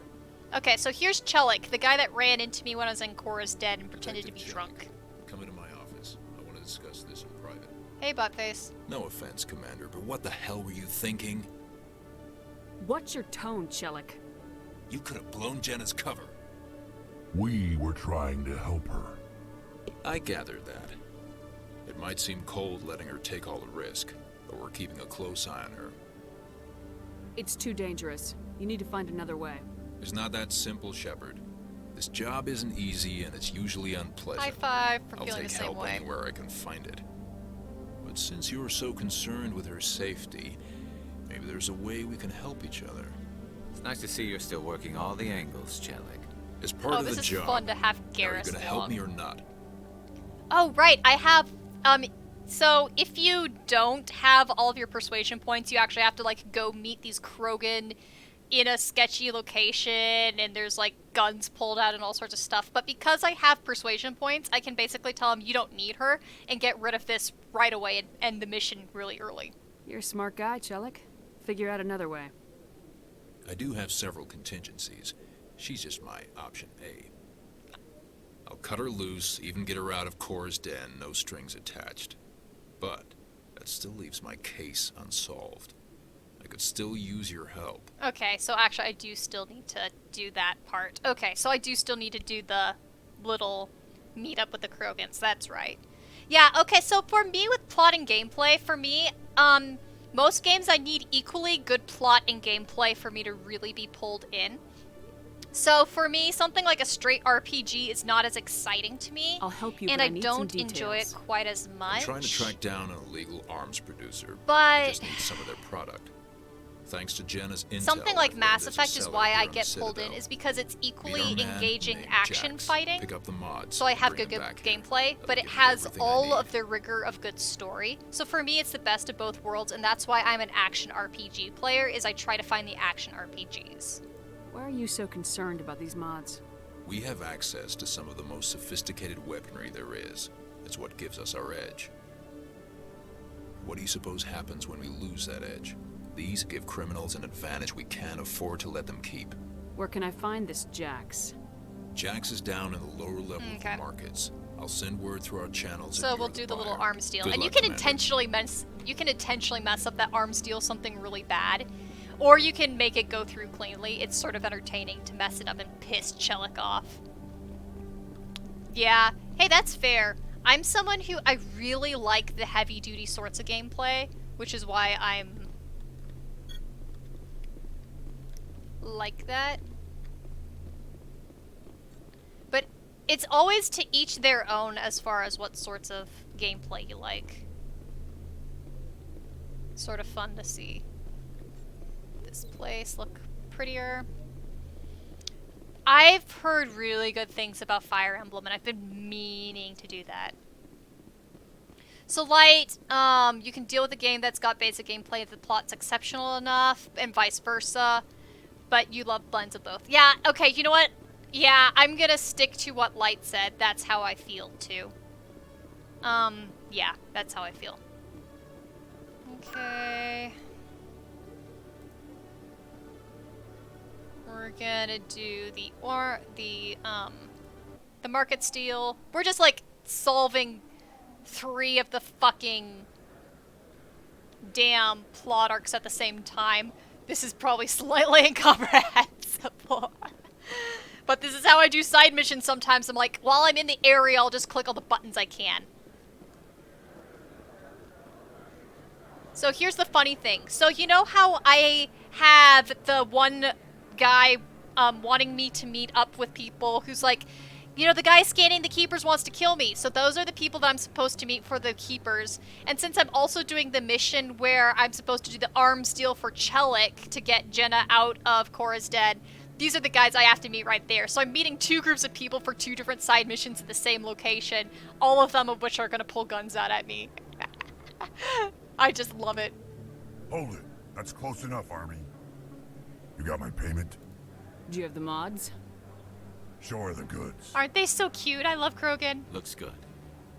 Damn straight it is. These mods are the best on the market. Now hand over my credits. So see, you can actually fight them and screw up the mission, but if you say sure, then you'll actually make it go through as Chelik wants it. Here you go. So we're gonna actually be lawful for once. Actually, lawful by being unlawful, because this is slightly sketchy, but whatever. Come on, boys. We're done here. Means I don't have to fight Krogan. This location right here, they really changed the lighting up from the original. I'm fine with this. This actually looks really cool. This is a cool vibe to it. This is a different vibe than in the original. Yep, it's a sting up. Yep, that's exactly what it is. So gameplay-wise, the Dragon Gate, yeah. So that's the thing, is that's another reason, like, the Dragon Age gameplay, Origins I know is the worst. It's the worst, and I actually had enough fun with it. It's not my typical style of gameplay, but it was engaging enough that I could go through the story no problem and get sucked in. But something like Mass Effect where I'm shooting is my exact match. Commander, I wasn't expecting to see you again. Is there something you want? Drop the act. I want to know what's going on, Shorban. I'm not sure what you're referring to. My experiments are... We're not buying it. Jalid told us you've been after it. You spoke with Jalid? Then you know about the data? Just tell me everything you know. You can pull a gun Your on boys him. can go. Depending on the order you Looks do like my plans this have mission. changed. Again, this mission has like Not as 6 bad as different you think, possibilities. Commander. Jalid and I just got a little over our heads. Keep talking. I'm going to we do the work mission for where I developed end an up scanning experimental the procedure for use in keepers medical because you scanners. get more stuff Jalid and that I way. saw even more potential. It's the So we most stole time the plans and consuming, secretly but developed a tool to scan I the like keepers. the XP it gives you. Can you imagine? And the money. A tool that can actually get readings from the keepers? What's so special about that? The keepers are almost impossible to scan, and you can't. There's actually a, capture them like if I samples. remember correct, there's a They just slight self-destruct. payoff in After Mass Effect 3 if you centuries scan the here, we keepers. still don't know anything about I them. don't remember exactly. Don't you see? It really doesn't we matter were the much. first to scan them, ever. You've seen it yourself, Commander. You know we can do it. Why are you trying to kill your partner? I'm not trying to kill him. Jalid's job was to disseminate our initial findings. But he decided to keep the data for himself. Maybe to sell it. I don't know. Yeah, yep, it's very clunky. The original Mass Effect 1 was clunky combat, but it didn't bother me.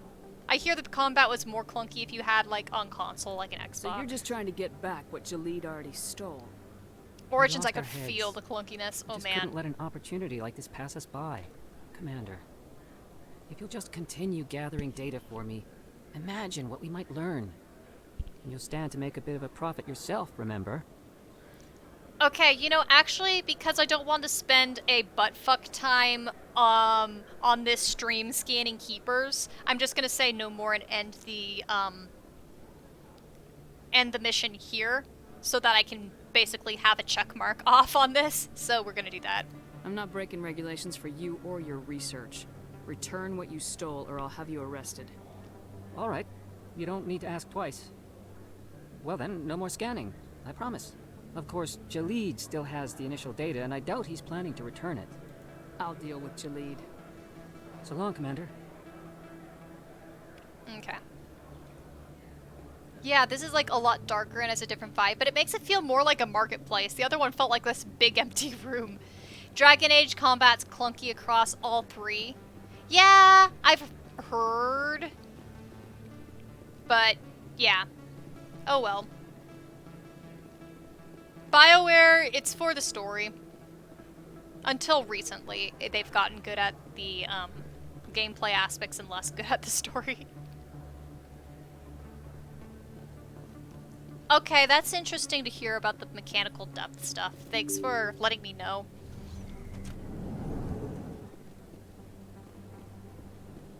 Oh, this is fun. It's still the basic wards design from the first game. It gets more complex later, but it still looks good, and it looks flashier. It looks pretty cool. Okay. So we need to go to Jalid in CSEC. What other fucking... Rita's sister's safe. Okay, while we're right next to Flux, we need a fucking... Oh, I guess we can talk to Rita now. I don't think we can talk to Rita yet, but while we're here. Yep, here we go. I was waiting for him to get kicked out. There he is. This is one of my favorite Solarians as far as appearance, because he has purple eyes and green skin. He's so pretty. In the original anyway. Let's see if they keep him pretty. The lighting is very different for him. Yeah, the lighting's very different. Why were you tossed out of there?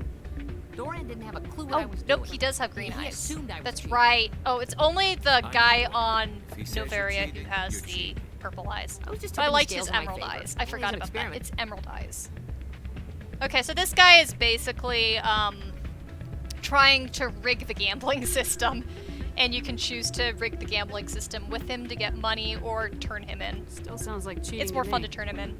To you, maybe. But this device is merely intended to simulate situations and record results. Recording losses is easy, of course. Nobody notices those.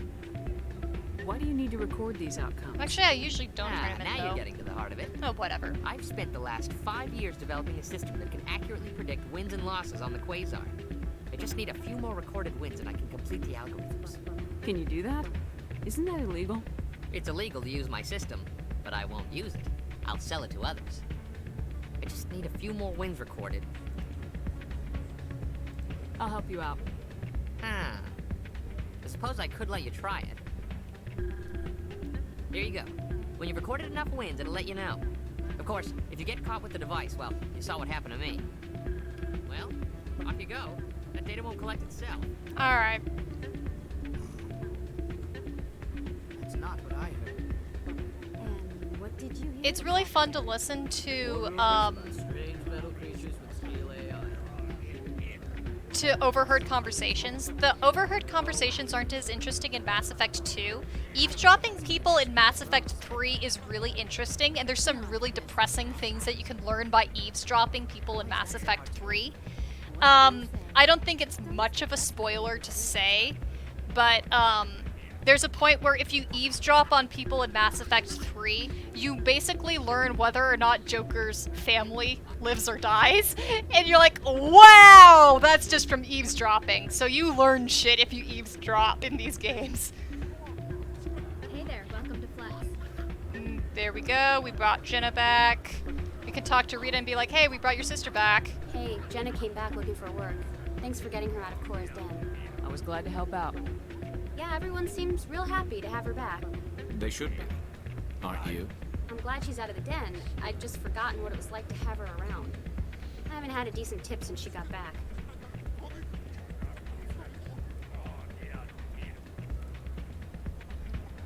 Okay, there we go. Oh, right, do the gambling. So, let's do the high stakes Quasar since we have the bug, and we might as well earn money with the bug.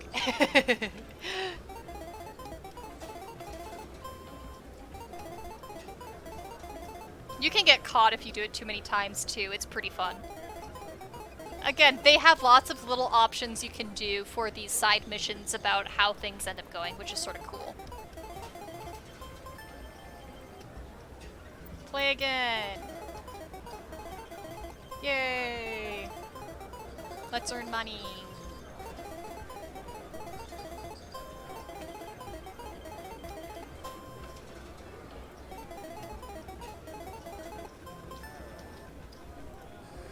Don't often see someone getting as lucky as you.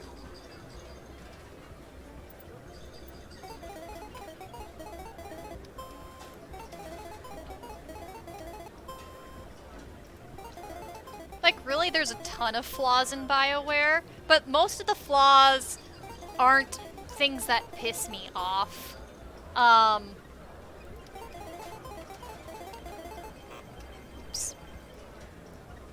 It's, because, you know, again, it's the story aspect. Granted, that's what they've had the least success with lately. Oh, well, I'm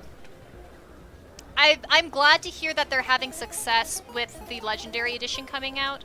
It was a very safe financial bet for them, and it's a very good, easy way to get positive press, and let's be real, they need it. So I'm glad that they did that.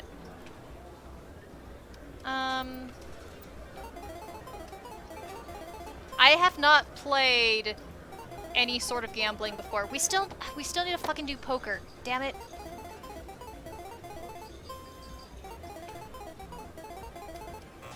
Oh, darn.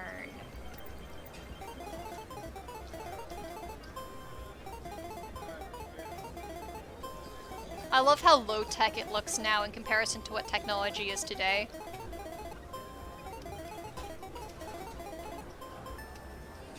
Your luck seems unnatural, human.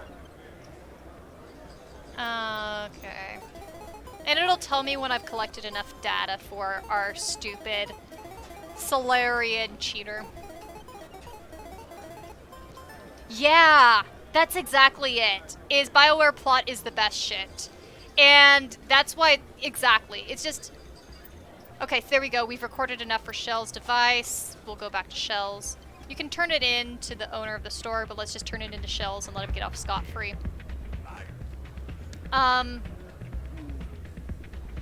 Yeah, there's just a very good way that they balance things between, like, romance and side plots and having so many romps and adventures and just creating a world that starts with stereotype, sci-fi, or fantasy, depending on the genre, and then runs with it and turns it into something unique that everybody else compares it off of. So, did you record 5 wins with the device yet? Yep. Here you go. I hope it's what you're looking for. Excellent indeed. This will provide me with... Does anybody care if I eat M&Ms while I'm on here? Is the crunching on the microphone gonna bother you guys? I want to check before I start eating, but I'm getting hungry. Okay. I have to go to CSEC to say that I did my little Krogan operation successfully. Okay, yep, that sounds like blackjack. Cool. You don't get bothered by eating noises? Awesome. Thank you, guys. I know Fury does, but Fury's not watching today, so I guess I can get rid of that. Oh, man, I love how shiny the floors are! I'm sorry! I'm happy over the floors! Oh, and we can talk to the stupid dude who's sent the other partner of the Scanning Keepers thing. Let's finish that plot arc. Hello again. Did you have any luck finding Shorban? I found out you've been lying to me, Jaleed. Lying? Why would I lie to you? You forgot to mention the data about the Keeper. He told you? I didn't mean for any of this to happen. They're both just idiots. I was afraid Shorban There's would kill no me to get the communication data, skills. so well, I was hoping you'd take care of him. You can shoot. Again, it's so much fun to do this. Like, as far as side missions are concerned, this one's so stupid and pointless, but it's absolutely fascinating how many endings there are to I can't let one. this continue any further. I'm reporting what you did. But I can't. What will happen to the data when I'm gone? Who will carry on our research? Shep has my sass. Too late, folks. Woohoo! You had your chance. I love my Shep. But this data could be used to unravel all the secrets of the Keepers. Think what we could learn about the Citadel. Shepard has even more sass once you get to the later games. There's a really, really well-known scene in Mass Effect 2, where there's this sarcastic charge, she says, and it's a scene with this, I am a biotic god! We'll get there when we get there. Tell me more about this data. Well, it's still very preliminary, but our initial scans suggest the Keepers are as old as the Citadel itself. We might learn how the Citadel was built, or why the Keepers always rearrange things. The possibilities are limitless. So this actually has a little bit of plot relevance in the fact that we do not know why the Keepers are on the Citadel. We do not understand what the Keepers are doing on the Citadel, so yeah. If it's that important, then take it back to the people it belongs to. Aw, thanks, to. Jaya. I suppose I should. All right. Yeah, do I'll it take legally, it back but and once. continue work on it there. Thank you for not turning me in. I'll make the most of this second chance, I promise you. Have a nice day, Jaleed. Commander? Would you be interested in helping me study the Keepers? I don't have time for this. Well, I thought I'd ask. So long. And there's the end. Okay, so the Keepers are, you can see what the Keepers are, here, we'll go up. The Keepers are basically those weird bug insect things that keep on existing in the Citadel. They're these things. Basically, nobody understands what the fuck the Keepers are, and we just sort of tolerate them with a bunch of idiocy. The Keepers do not talk, the Keepers just wander around. The Keepers are the mysterious entities that keep the Citadel running. Weird. Wonder if there's anything going on with them. Good to see you, Commander. Alright, and we finished that mission up. Okay. Citadel, tracking a signal. Do I really care about that one? I don't really care about that one. There are some missions I just do not care enough to actually finish, but there is one. I want to do the one with Sha'ira. Sha'ira is the consort, so let's go to the consort. Sha'ira is fun because she's your first secret sex partner that you can choose to have that's not a main character. I usually do not do the sex with her, but you can do the sex with her. So, yeah. She's a little side fling that you can do, and she's the first side fling that the Mass Effect games offer.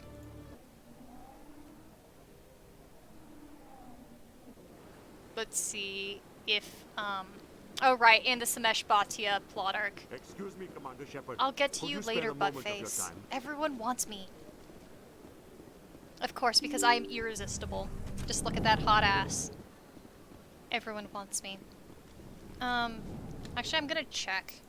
Did I lose my options to do the... No? Okay.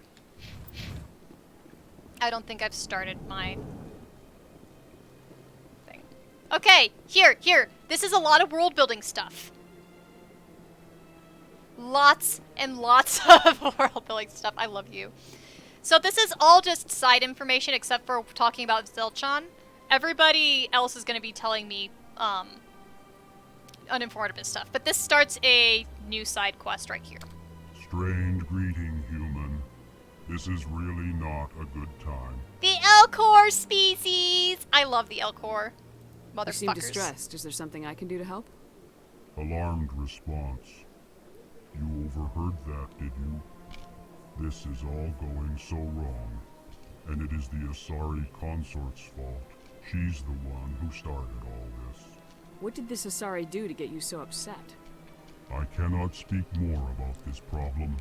It is too sensitive. Suffice it to say, she has compromised my authority as a diplomat. Where can I find this Asari consort? She is across the bridge from here. Her offices are easy enough to spot. The Elcor are so cute. Good day, human. Look how cute my baby is. Okay. And then these two guys are basically going to tell us about the Elcor and Volus species. So since some of you guys like input, I can give you guys all this stuff. This is all just fact information about the species and world building stuff. It does not really have to do with plots. Surprised welcome. You have returned, human. But it makes you fall in love with the Genuine Elcor. inquiry. What may I do for you this day?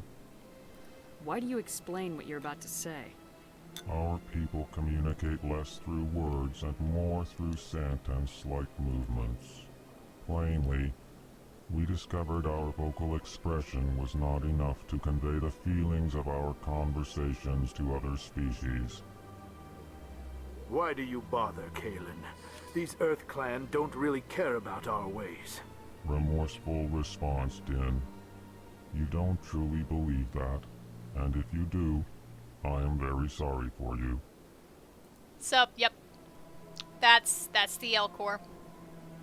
They just... I love them. Tell me more about your species. Genuine enthusiasm.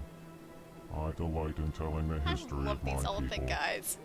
It is agreeable to share our culture with others.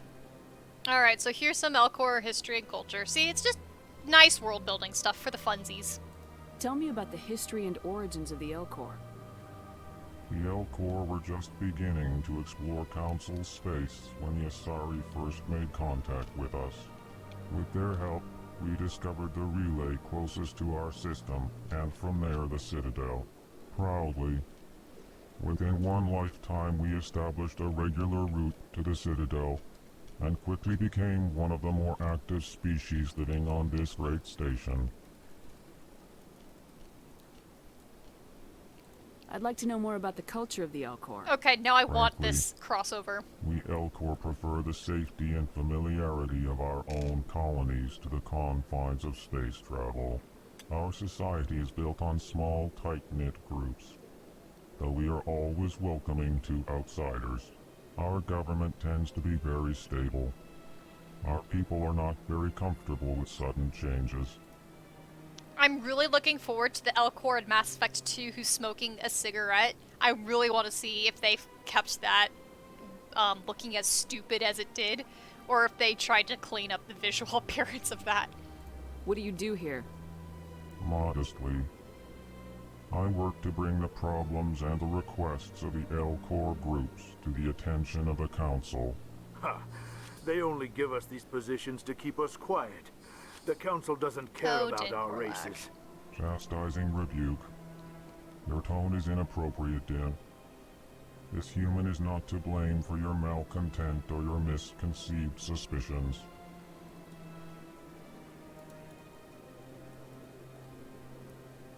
Goodbye, Ambassador. Sincere farewell. Good day to you, human. Enjoy your time on the Citadel. Yeah, I love having tone indicators in online conversation because it's so easy to get misinterpreted, even for people who, you know, are neurotypical, and for people who are neurodivergent, it's just even harder to figure out what the hell you're reading.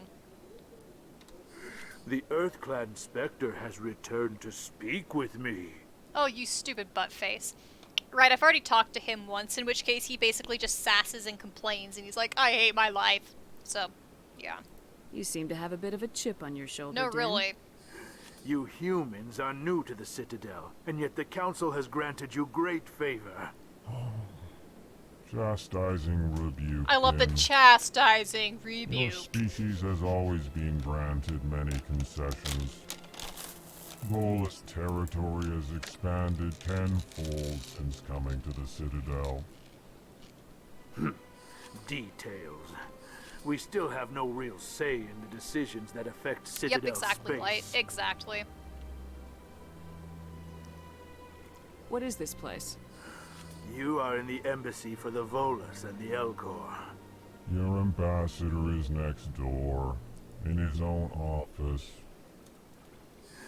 In this shared space, I aid my fellow Volus when I'm not being interrupted.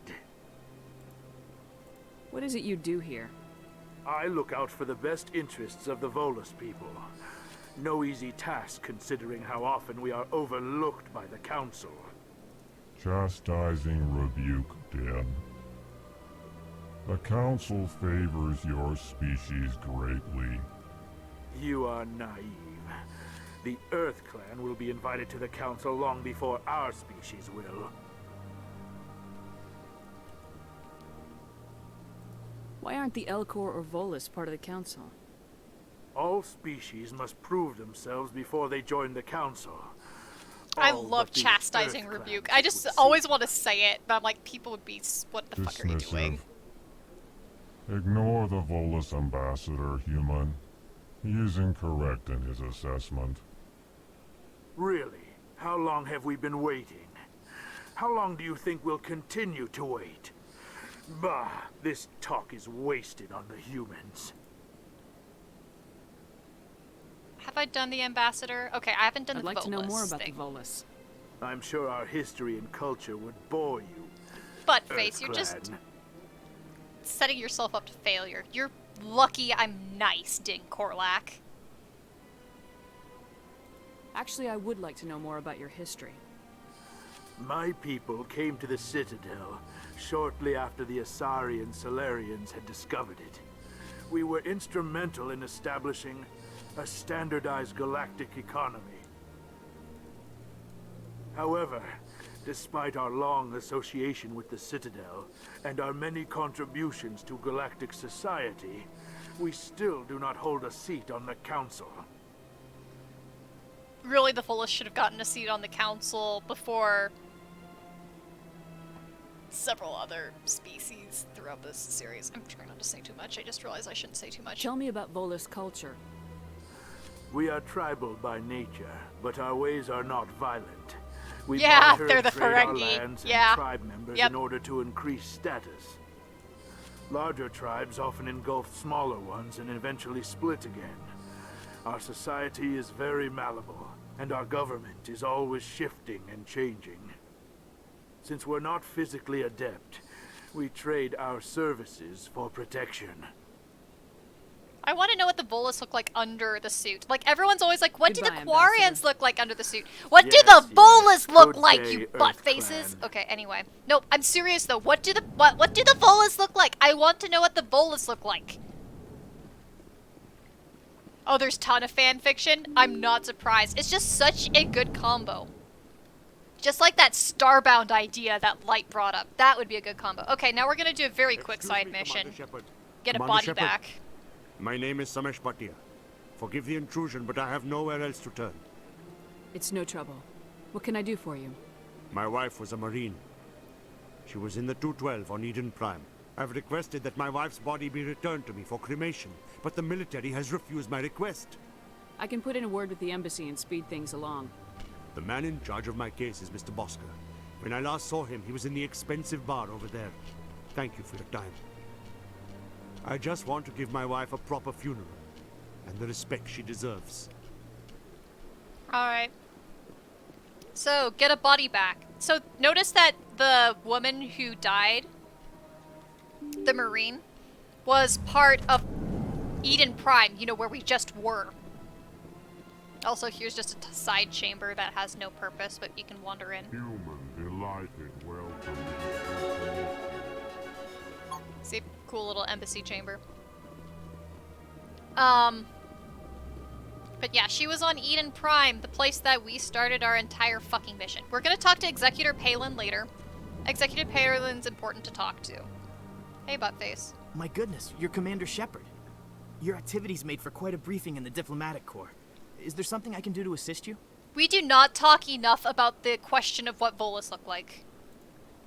Yes. A man named Samesh Bhatia is having some trouble claiming his wife's body. So you can Mr. see Bhatia. some aliens A naked good man in the an art book. understandably frustrating position. So I know what a I wish I could Salarian help looks him. like naked, for instance. Serviceman Nirali Bhatia died on You Eden also Prime, get to as see Mr. Bhatia no some doubt designs told for you. what the Quarians Her could wounds are theoretically inconsistent have with any looked type like. of weapon They damage didn't we've go seen with it. before. They didn't show us, That is but why her body is being held. you can sort of see what some of their design ideas were for the Quarians, and some of them are pretty cool. Volus, Vols, yeah, the name didn't have any surprising thing in there. Like, Salarian came from the word salamander. Weird. You think that her body might be dangerous or contaminated? No, Yeah, Commander. I have seen naked Nirali Salarians Bhatia is in not books. dangerous. Her body is in fact extremely valuable to the Alliance. The tests we're conducting may lead to better defenses against Geth attacks. Respectfully, Serviceman Bhatia may save more lives in death than she did in life. I can go through the conversation, but I really don't feel like it, so I'm just gonna say this isn't I understand what you're trying to do, but holding the body is wrong. Commander, you of all people should understand how far we must go to protect humanity. Yep, so you can totally see the inspirations. Some of the creatures are really cool. Like, there's these creatures that you'll run into later that the inspiration was combining fish with dogs. They look just as weird as it sounds. It's great. Not if we lose our humanity in the process. I am out here fighting to stop crap like this. All right, Commander. You win. It was hard enough refusing Mr. Bhatia. I'm not going to risk an incident by refusing you. Tell Samesh that the body is being shipped back to Earth. I'll go now to see to it myself. Alright, and then we just talked to Samesh, and that's literally the end of that side mission. That's literally it. But it's sort of nice that we have small side missions that just sort of flesh out the universe and the ethical world system. Yeah, they're dogfishes. They're literally dogfishes. They're great. They're Varen. That's what they're called. Also, another fun design thing. See, notice how Wrex has that obvious splash of red on his head? They totally did that intentionally to make him stand out. I think there was, like, some idea of, like, you know, blood or whatever. But yeah, it's cool that they made sure that Wrex stuck out with that splash on his head. Hello again, Commander. Has there been any word? I reminded Mr. Bosker what we're fighting for. Your wife is coming home. Thank you. I will return home and begin my preparations. It does not bring me happiness, but it may bring me peace. Goodbye, Commander. And you can actually, if you go on the elevators enough, one of the possible elevator things that you can hear from the news is, you can hear a profile about what Mrs. Bhatia, was like as a person.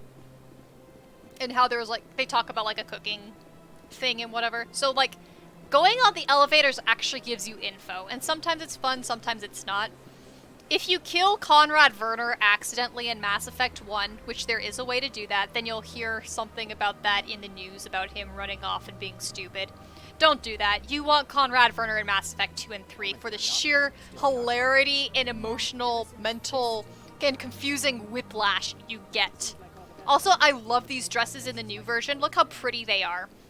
Like, yeah, sure, they're slutty, but with that pink splash of color with the heightened details, I love how it looks. So, yeah. There's an audio desync. Let me check. You're probably right.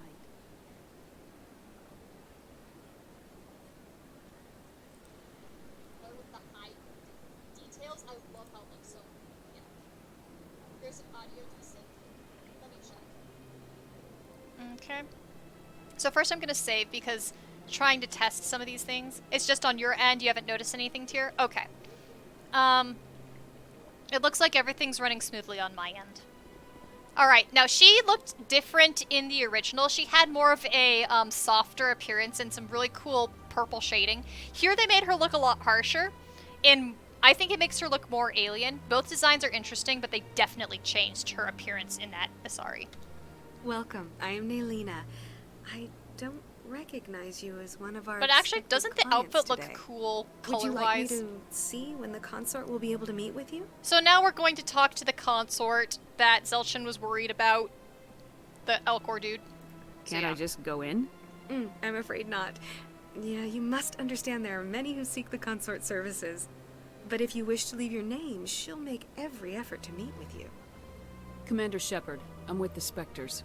Excellent. You should hear something in 3 or 4 months. Nobody's worth that much of a wait. So, Light, I Well, made a that's not joke for to me to you judge. about Gift I of have your Words. name This and is you'll be actually where I was contacted. making the joke of Is Gift there of anything Words. else? You'll see once we finish this. What do you do here, Nalina? I'm one of the consort's acolytes. Many of the people here today will not see the consort, but they expect to be attended to just the same. It's our job to ensure that they leave contented. What exactly do you attend to? Well, each acolyte has her unique abilities. Some soothe with song, others with conversation. As much as possible, we seek to match the needs of our clients to the skills of our acolytes. My specialty It would not is be a bad touch. life, wouldn't My it, Lily? fingertips can find every tension point in your body and relieve it. So, yeah. What is the consort? What does she do? It's difficult to explain. She's many things to many people, and something different for each. Some seek her for advice, some for entertainment, Great light. others still for pleasure. Most of the time, our clients won't realize what they were seeking until after she has provided it for them. You make her sound like some kind of oracle. No, not in the usual sense. She's merely a woman with remarkable compassion and a generous spirit. I suggest you make an appointment and see for yourself. I think I'm done here. Ready for the butt shot? I hope you'll return again in the future. Butt shot We coming always up. enjoy seeing new clients. Nalina, Yes, Shaira? send the commander up to see me. I wish to speak with her. It's unique lipstick. I sort of like it because it's weird. Look at them animate that butt. See that butt movement? The legs. Ooh, butt. Exciting. We saw a butt It shot. appears the consort has taken notice of you. She'd like to meet with you now. You know, they said that they were going to fix some of the shots in the Legendary Edition. I was like, no, please don't. Well, they kept that butt shot in there, so it'll be interesting to see if they change Miranda butt shots or not, since Miranda has Where do I bubble go? butt. Just head upstairs. She'll be waiting for you. Like, seriously, Miranda's bubble butt. So here we are. Here's the acolytes. Most of them are Asari, but not all of them. See? Look at that. Look at the pink on the Solarian. And then there's a human over there. I see even the humans find the consort irresistible. This is my first time. I can't believe I didn't come sooner. It's my first time. Be gentle with me. Welcome. It is a pleasure to see you. You're with the Alliance? See? Like, My look brother's at a that. private Wouldn't that back be on wonderful to wear? Look how beautiful that is. Like, there's a cosplay formal event that happens every single year where I live. And I've seen people wear, like, Alliance universe uniforms from the Mass Effect series. I've seen people do that. Wearing one of those outfits, I think, would be appropriate for that cosplay formal. They only fixed the unnecessary Miranda butt shots. No, all of them are necessary. Just kidding. See, that's where you can have the sex. If you end up having sex with Shaira, that's where you have the sex. That is bubble. close enough, Commander. I've heard a great many things about you since your arrival here in our Citadel. What exactly do you do? That depends on your needs. I offer advice to some, comfort to others. I have a certain problem that could use your expertise. You want me to do the sex? I have a friend. Who votes for the Septimus, sex? A retired Turian general. I won't discuss the details, but he wanted me to be more than I could Of course the people who are We had a watching are the falling ones who out. want the sex. Now he spends his days in Cora's den, drinking and spreading lies about me. If you would speak to him as a fellow soldier, Tier I believe thanks. he will listen to you and No, let the that matter means be. a lot to me. I would be able to rock that dress, I think. I have enough of a body type that even if I am wearing something slutty, it doesn't look slutty because I've got no boobs to speak of and very little butt to speak of. What happened between you? I could I get respect his privacy okay, too much so to much go into the sex details. voting. If he Fine. wishes to tell you what happened, that is his prerogative. What exactly do you want me to tell him? Fine. Appeal to his sense of honor. Remind him of his position as a general. If you can convince him to stop spreading lies about me, I would be very grateful.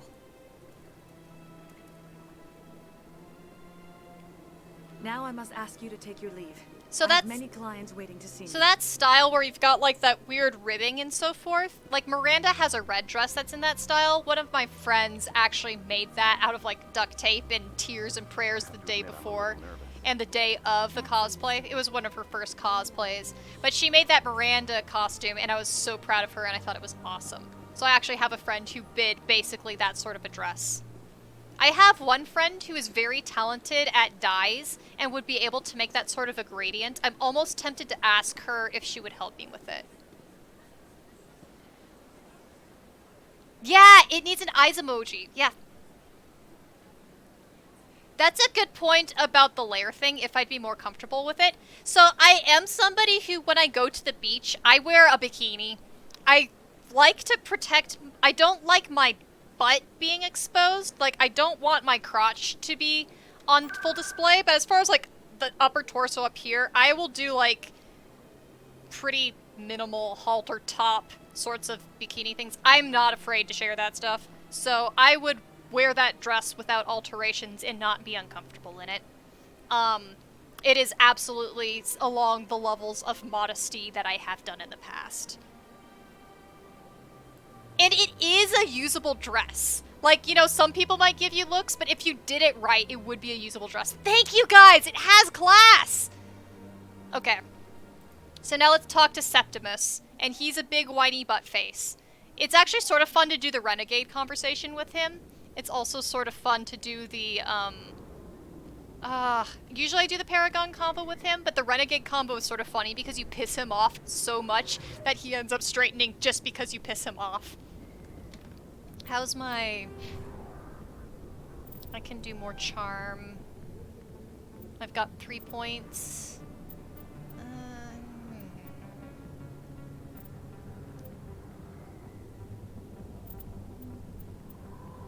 Unity is actually really useful. It's just the order of decisions.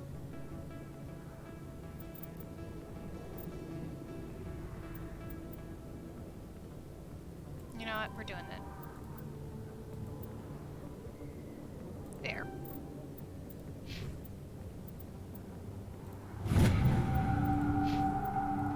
Cool. Spiffy. I'd murder you! Oh, that sounds great. I love murder. Just some friendly, sexy murder. Of course you're advocating for it. Also, I just realized, see that bubble up there? That's like a sex bubble in the middle of this room. Imagine having sex on display in this location. Ha. Okay, here's Septimus. Let's... Commander. What do you want? Hi, what's bothering you, General? I've seen a lot of horrible things in my days, and there's only one woman in this damn galaxy that helps me forget it. This is pathetic. What could a woman do to put you in this state? 'Cause she rejected me! Me! Septimus Oraka, General of the Turian Fleet. Oh, buddy. Let's do the... I haven't done the Renegade options in a while, so I'm gonna do the Renegade options for this combo. Yeah, exactly. Exactly, all y'all. Some general. What kind of example are you to your troops?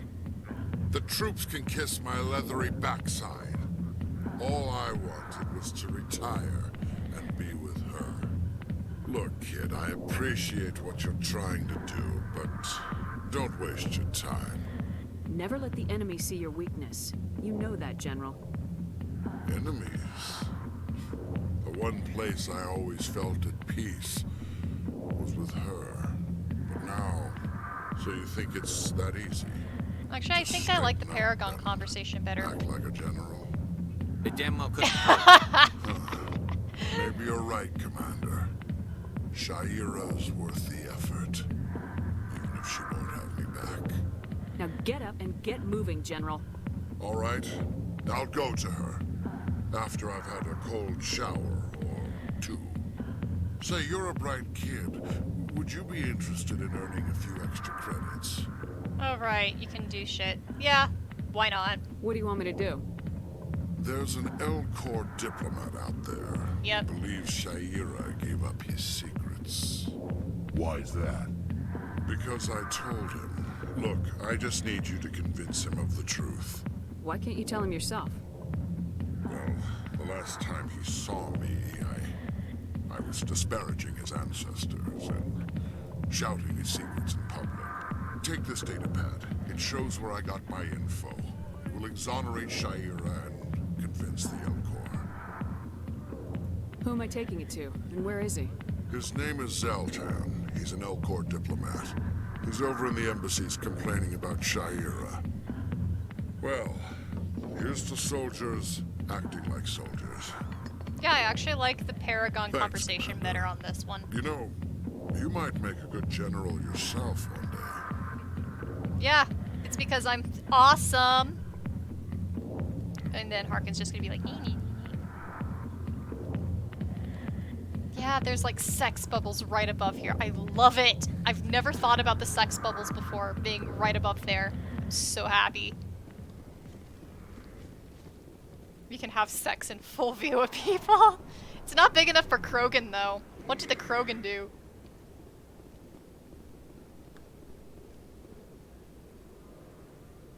Yeah, that does sound like... yeah, the way you described that Critical Role episode. Yeah. Okay, let's talk to Zelchen.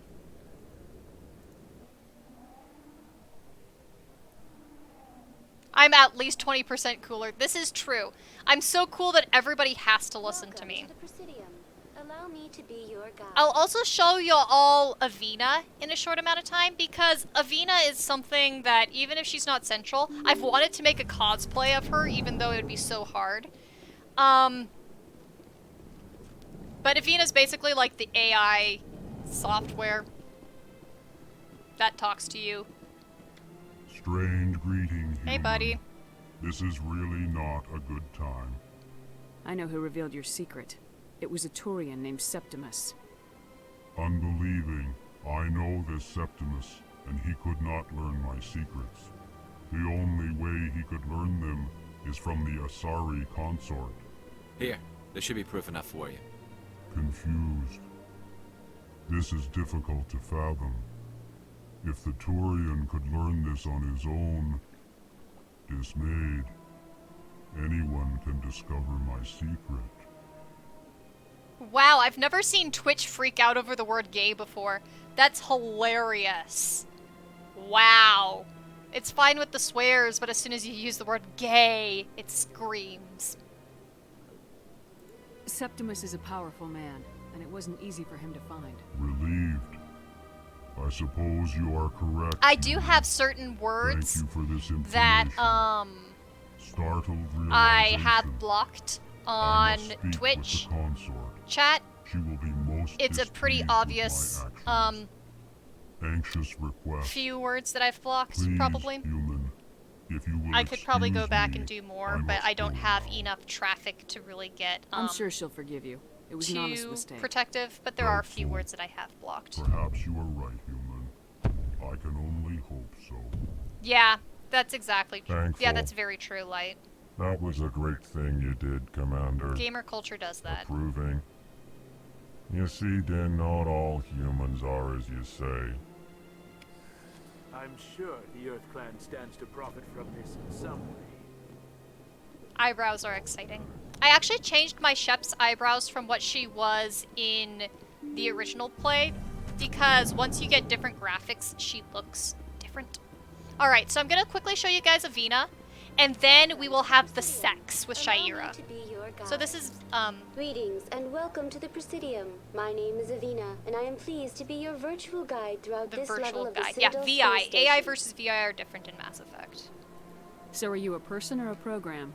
I am a fully interactive virtual intelligence, programmed to provide spontaneous guidance at predetermined locations of interest throughout this level of the Citadel. I may also be contacted through any of the Presidium VI terminals, should you require assistance. So basically, she just can give you a tour. Give me the tour. You are standing at Presidium Tourism Terminal 1. On either I'm not side going to go of this through all of lobby it, but are you the get the basic embassies of idea. the various Citadel races, Her along dialogue with is mostly CSEC just like headquarters. basic world On the building far stuff, end but of it's this nothing level, that you haven't can see gotten the elsewhere Citadel already, Tower, basically. where the council meets regularly to discuss matters of interstellar importance. So see, you can ask her basic touring questions about things like, you know, council species versus non-council species, and you notice some of the biases in this world based on some of the things she's been programmed to say. Goodbye. Goodbye, and thank you for using Avina. Alright, Please now enjoy let's your get that visit to the Shaira Citadel. sex. I have to give a, renegade answer, but that's okay. And then, once we do that, that's most of the side missions. It's gonna be basically it.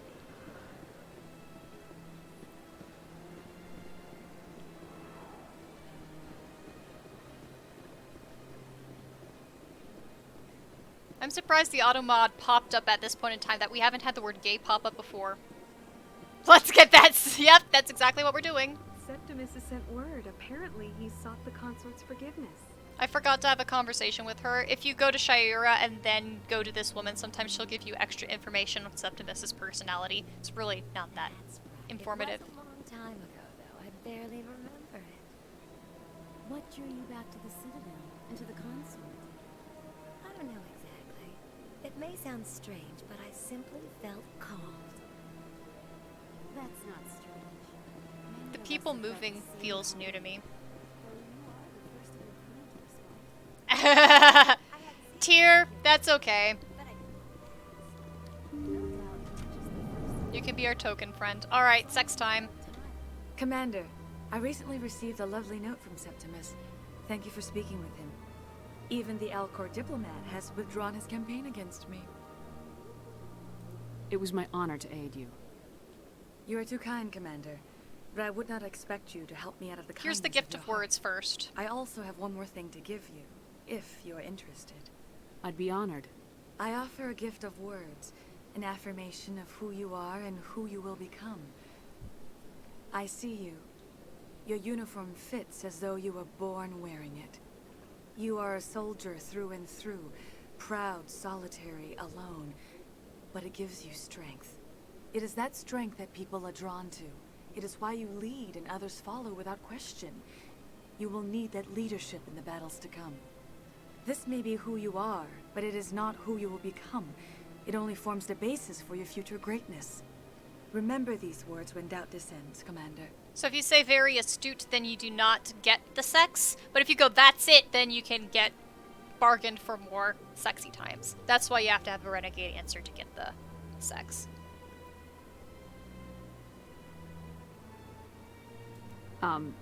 Thanks, I guess. Close your eyes and relax, Commander. And there's the sex. It's very vague, but you know, it's still sex.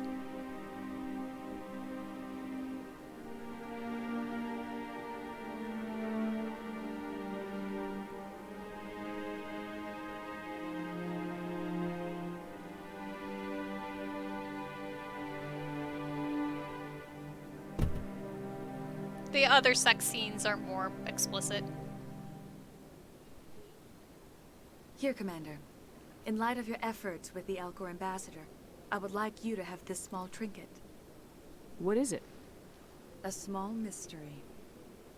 I have never learned its use or purpose, but I sense it is time for me to pass it on. Yeah, it's very brief and soft. They get increasingly explicit. First of all, the more central the romances are, and also the further the games get along.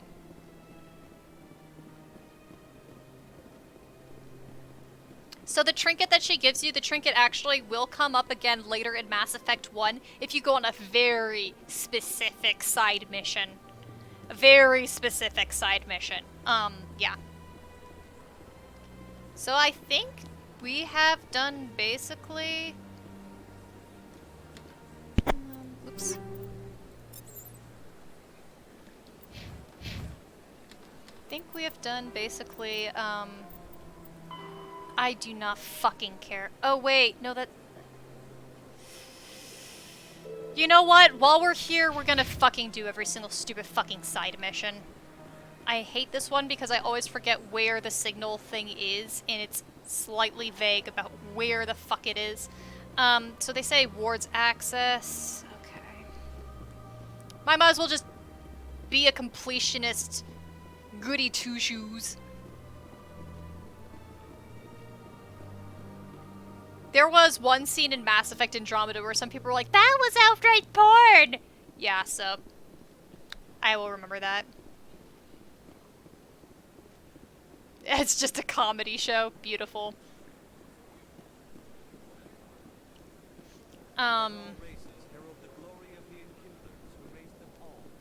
Yeah, you will get to see butts later. In my playthrough, you will see butts. Oh no, butts.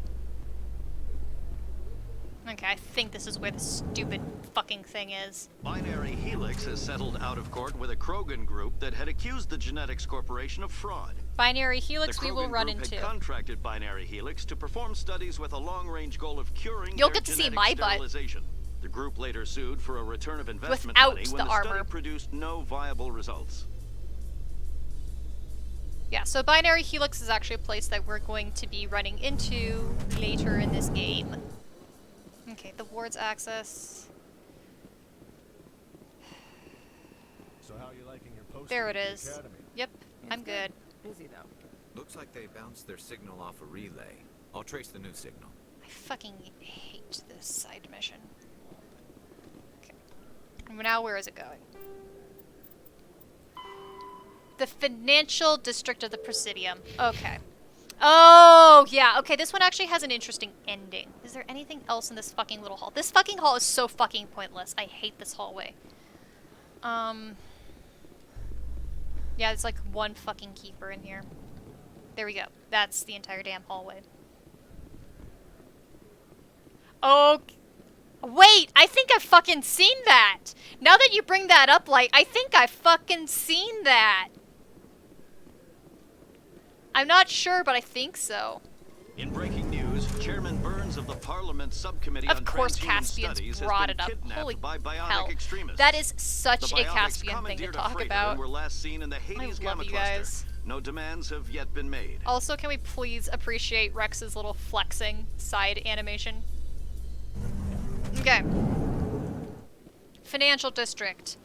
Okay, so this is actually... Yeah, I remember the ending of this one. Okay, fine. The stupid tracking down is worth the payoff of the end of this mission.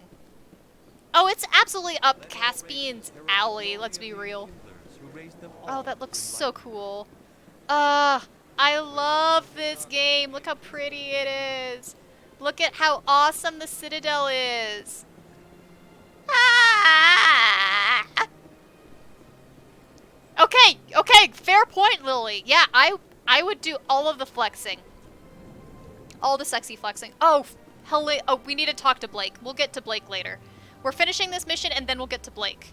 Because Blake actually has a pretty beefy side mission. She is sketchy as fuck, and that's why she's great. Okay. Here we go. Is it this one? Thought for sure it was... Come on. Because it should be... this damn computer. Okay, the exclamation mark means that I have to go to somewhere else first.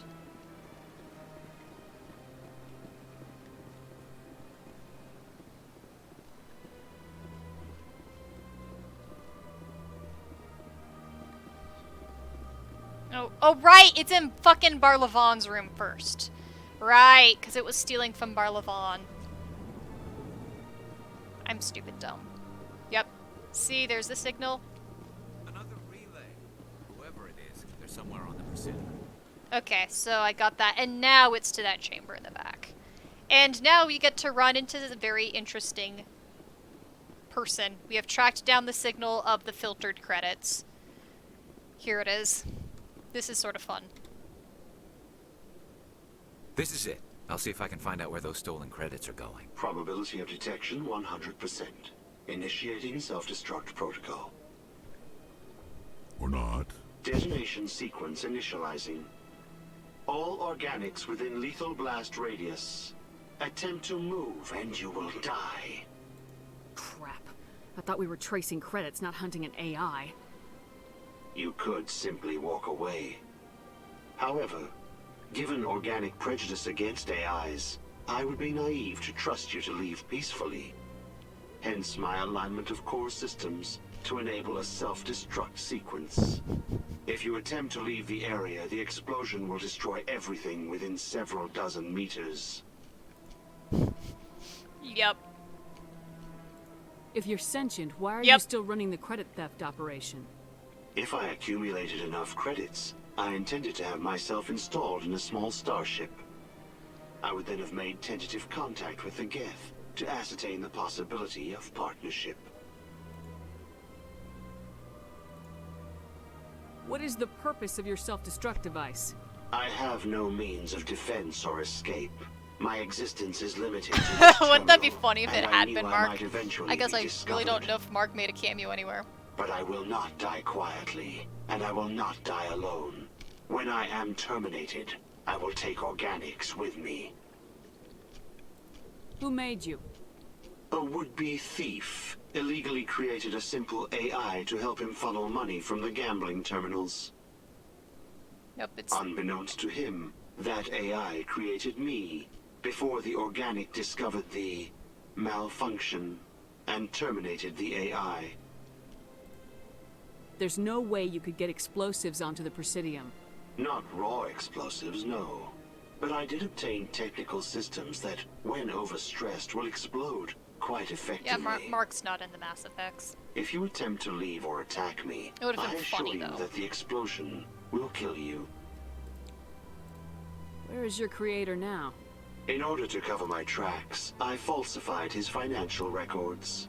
These new records were flagged by CSEC officers, and my creator is now serving time in a Turian prison. Can't we resolve this peacefully? Commander, AIs are universally illegal. They must be destroyed upon contact without exception. I am not naive, human. All organics must destroy or control synthetic life forms. The AI versus I organic wish to stuff escape, comes in a lot but in if I this must series. die, So this brings I up a will theme. ensure that you are destroyed as well. I'll bet that self-destruct sequence has a warm-up period. You may attempt to disarm the self-destruct mechanism before it activates. Oh, okay. I will enjoy defeating you Star before Trek we are connection. both destroyed. Okay. Oops, wrong button. Fucking memorization. So it's up. Up, left. Up, left. Up, left, up. Up, left, up. Up, left, up, down. Up, left, up, down. Up, left, up, down. Side. Up, left, up, left. Ah! Up, left, up, down. Shit. Shit. Ah! I am stupid.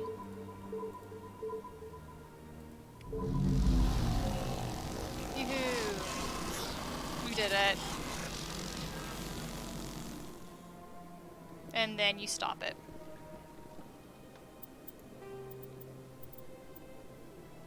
And that's literally the mission.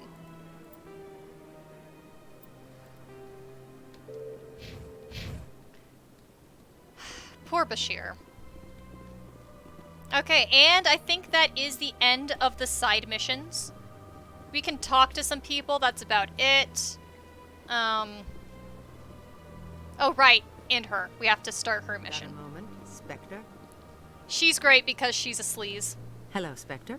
I have a business proposition for you. How did you know I'm a Spectre?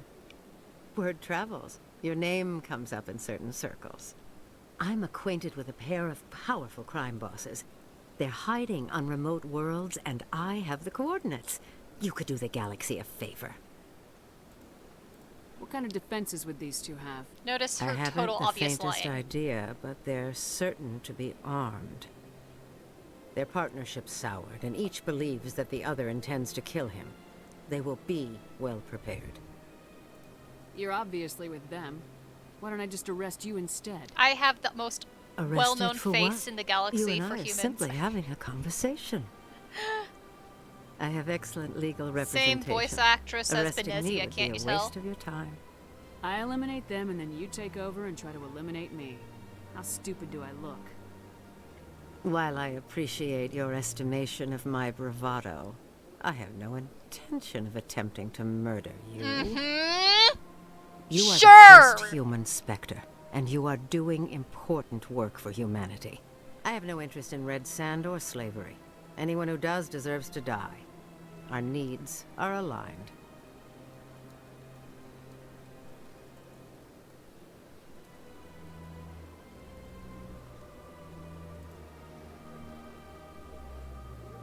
And what do you get out of this? We share interests in certain cooperative ventures. But their business practices have forced me to terminate our relationship. Once they are Oh, dead, goodness. No, I wouldn't manage remember our all the names. You're organization in a good. more tasteful manner. What crimes did these men commit? They're red sand dealers who make victims of their customers. Those who can no longer pay are sold to Batarians as slaves. They're loathsome, hurting innocent people. They must be ended. So, I'm gonna accept this because this ends up being fun later on, but yeah, she's absolutely obviously creating a setup. If they're as bad as you say they are, they need to be dealt with. Give me the Star Trek Excellent. connection! Here are the coordinates. When these men are dead, I will wait for you at the third I set felt of like I coordinates. recognized her voice. Goodbye, Commander. Thank you! It's been a pleasure to meet you. Thank you! Holy fuck! Thank you for that connection! Holy shit. Okay, well that is all the shit that we're gonna be able to do on the Citadel. So I am gonna go up, I'm gonna talk to, actually, wait, question for y'all. I'm assuming that, since I've been streaming for 3.5 hours, everyone's basically done by now. And I could start next stream with the very important plot device called Leaving the Citadel. Would you guys like me to end the stream basically now, or would you like me to leave the Citadel now and you see one final plot thing? Actually, no. Actually, I take that back. I take my offer back. We're going to leave the Citadel right now so that I can do side missions while I prepare for next stream. So, Tyr, which is the best way to do it? I mean, yeah, I will screw over people not seeing plot stuff unless I start the stream that way. So maybe we should cut the stream that way. But the problem is, again, if I start the stream with that conversation, I really do want to go to side missions after that, because I'd need to basically grind. So I either have to do side missions for the next stream, or, yeah. So I guess we're gonna do the plot thing. Is this better than C-Sec? Whoops, wrong. Fighting a rogue Spectre with countless lives at stake and no regulations we're to doing get the in plot way, thing. I'd say that beats C-Sec. There may just be hope for you yet, Turian.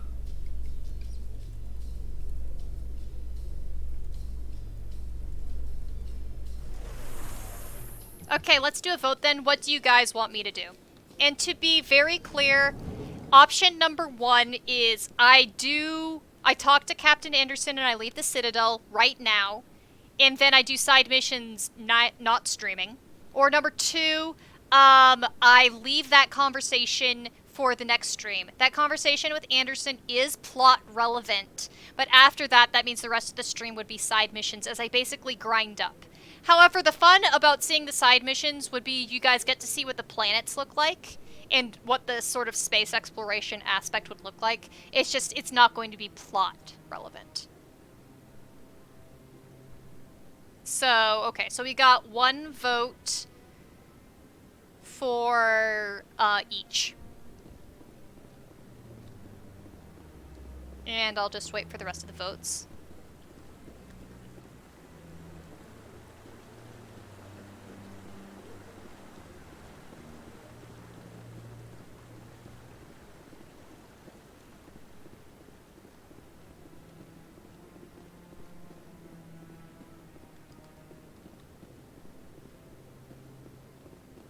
I guess Light's a tiebreaker unless like Jaya or someone else is gonna vote in too. Oh wait, there's one other person we have to talk to. So while we still decide that, there's one other person I want to talk to.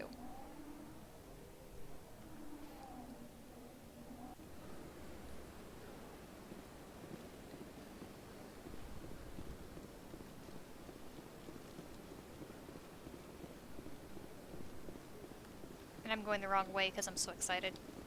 So there's one other person I want to talk to, and the person we're going to be talking to is Executor Palin. And the reason I think Executor Palin is good to talk to is because he is the guy in charge of C-Sec, the people that Garrus has been working for. So understanding where Executor Palin is coming from will give you insight sort of into Garrus's work culture. So yeah. Yeah, Fury is going to miss plot. Fury's really been struggling with her Wi-Fi lately, so I don't know if she'll get it next time either, but maybe I should get everyone the chance to have the plot stuff. So I'll start with the plot. Tier, alternately, you know the stuff well enough, you could open stream with a quick recap of Anderson's. I can do a save file. I can basically load a save, and then, yeah, I can do it that way. I'll cut it before we leave. So they finally did it. I knew one of your kind would make Spectre one day. Why did you come to see me, Shepard? Did Ambassador Udina send you? Have we met before? No, but I know you well enough. I'm Executor Palin, head of CSEC. And you're the first human Spectre. Get used to people knowing who you are. At least around here. I get the feeling you're not too fond of humans. No, I just don't trust your kind. Not yet. You humans are eager to take all the power you can get, and you're being given a lot. If the Council wants to make humanity their new favorite pet, that's their business. But I don't have to like it. The Council treats us like second-class citizens. We have to fight for everything we get. Good. Then fight for it. But don't expect the rest of us to just sit back and let you take it. I'm a busy man, Commander. Are we done here? Tell me about CSEC. CSEC provides necessary police and security services throughout the Citadel. We're a civilian government agency, though many of our members have had military training. And unlike the Spectres, we work within the bounds of the law. He doesn't like Spectres because they're outside the law. What a concept! Sometimes you have to bend the law to keep people safe.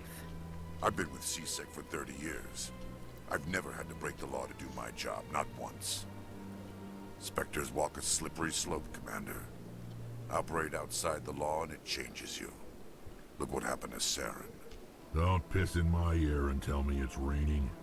I've known plenty of dirty CSEC agents.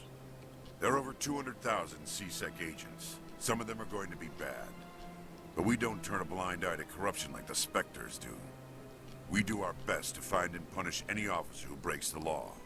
Spectres. They'll never come under that kind of scrutiny. Wrex has some wonderful dialogue. There's one really well-known, well, not well-known, but entertaining dialogue train you can get with Wrex that I've never been able to generate in real life, despite trying and following who you should have as your squad mates. There's basically one string of gameplay options where on one mission you can basically have Wrex jokingly suggest to eat every single person that you come across that's annoying him. He's like, eat him! Eat him! And you're like, Wrex! The galaxy needs people like that. People who do the dirty jobs. I agree. But they need to be held to a higher standard. They need to be accountable. Saren's out of control. We both know that. But because he's a Spectre, the Council doesn't want to do anything about it. Is that the kind of person this galaxy needs? But not all Spectres It's are like so Saren. good. I love the eat him thing. I hope that's something you'll take to heart, Shepard. Alright. I'll be going now. Goodbye, Commander. So I wanted us to meet him. And then basically you can run around here. You'll get a lot of side missions running around here. Later, Nasana will end up being a side mission person, but we haven't gotten to her yet. That guy just brags about the Asari consort. What do you want? Oh, Commander. Is there something I can do for you? What can you tell me about the Asari consort? He's basically just info dumping. Well, she's an Asari who works here as... That is, she helps people with things. You've never been, have you, boy? Again, they had no, some of I the never best did. voice actor I choices. couldn't afford it. It costs half a year's credits just to go in and talk to her. And half of the clunkiness of the voice acting in Mass Effect 1 is really just the programming, especially if you play a femshep. They programmed the conversations to sound good if you played a male shep. So if he spoke longer, then you'll have awkward pauses for femshep. But they get the dialogue to sound increasingly natural. So by Mass Effect 3, there's just so much great banter. They really did perfect voice casting. Sure. She's There's only across the one bridge from exception the to the embassies. perfect voice casting, and I will complain about it when we get to it. I will complain hard about the voice casting error when we get to it. Because I'm very salty about it. I don't know the full story of what happened. I trust they made the right choice, but I'm still going to be salty about it for the rest of my days. I will always be salty about it. Actually, here, it doesn't really matter waiting. Basically, the thing that I'm grumpy about, is that they had Michael Beatty be Mordin Solus in Mass Effect 2. When Mass Effect 3 came around, they hired all the same voice cast for all of the squad mates except for Mordin. Mordin has a new voice actor in Mass Effect 3, and he doesn't sound the same. He doesn't even get the vocal intonations down right for Mordin. Mordin, I mean, he sometimes does, sometimes doesn't. Mordin has a very particular vocal intonation pattern that he does that I would be able to imitate if I could have the vocal timbre he does. So, it's frustrating because Mordin doesn't sound right the entirety of Mass Effect 3 to me. Some people are like, oh, I never noticed. I'm like, well, I did. I'm just wandering around where I shouldn't be. Why am I wandering that direction? Go to CSEC. And we're going to call it a night. I will, start the next stream by going up to the docking bay and leaving the Citadel, and then we will do some side missions and explore planets, which actually is going to be pretty fun. You'll get to see what the different planets look like. Thanks so much for coming, and I am really enjoying doing this, and I hope you guys are enjoying it all too. So with that, I'm going to say good night. I'm going to be around on Discord and social media as I switch back to work, but I'm going to be talking at the same time because work is really easy. So I love you guys so much. Thank you. And I will see you Saturday at the same time, 8 p.m. to 10 p.m. Mountain Time. All right, you guys have a wonderful night, all of you. Oh, right, I need to actually click exit. Minor detail. All right, cool. And there we are.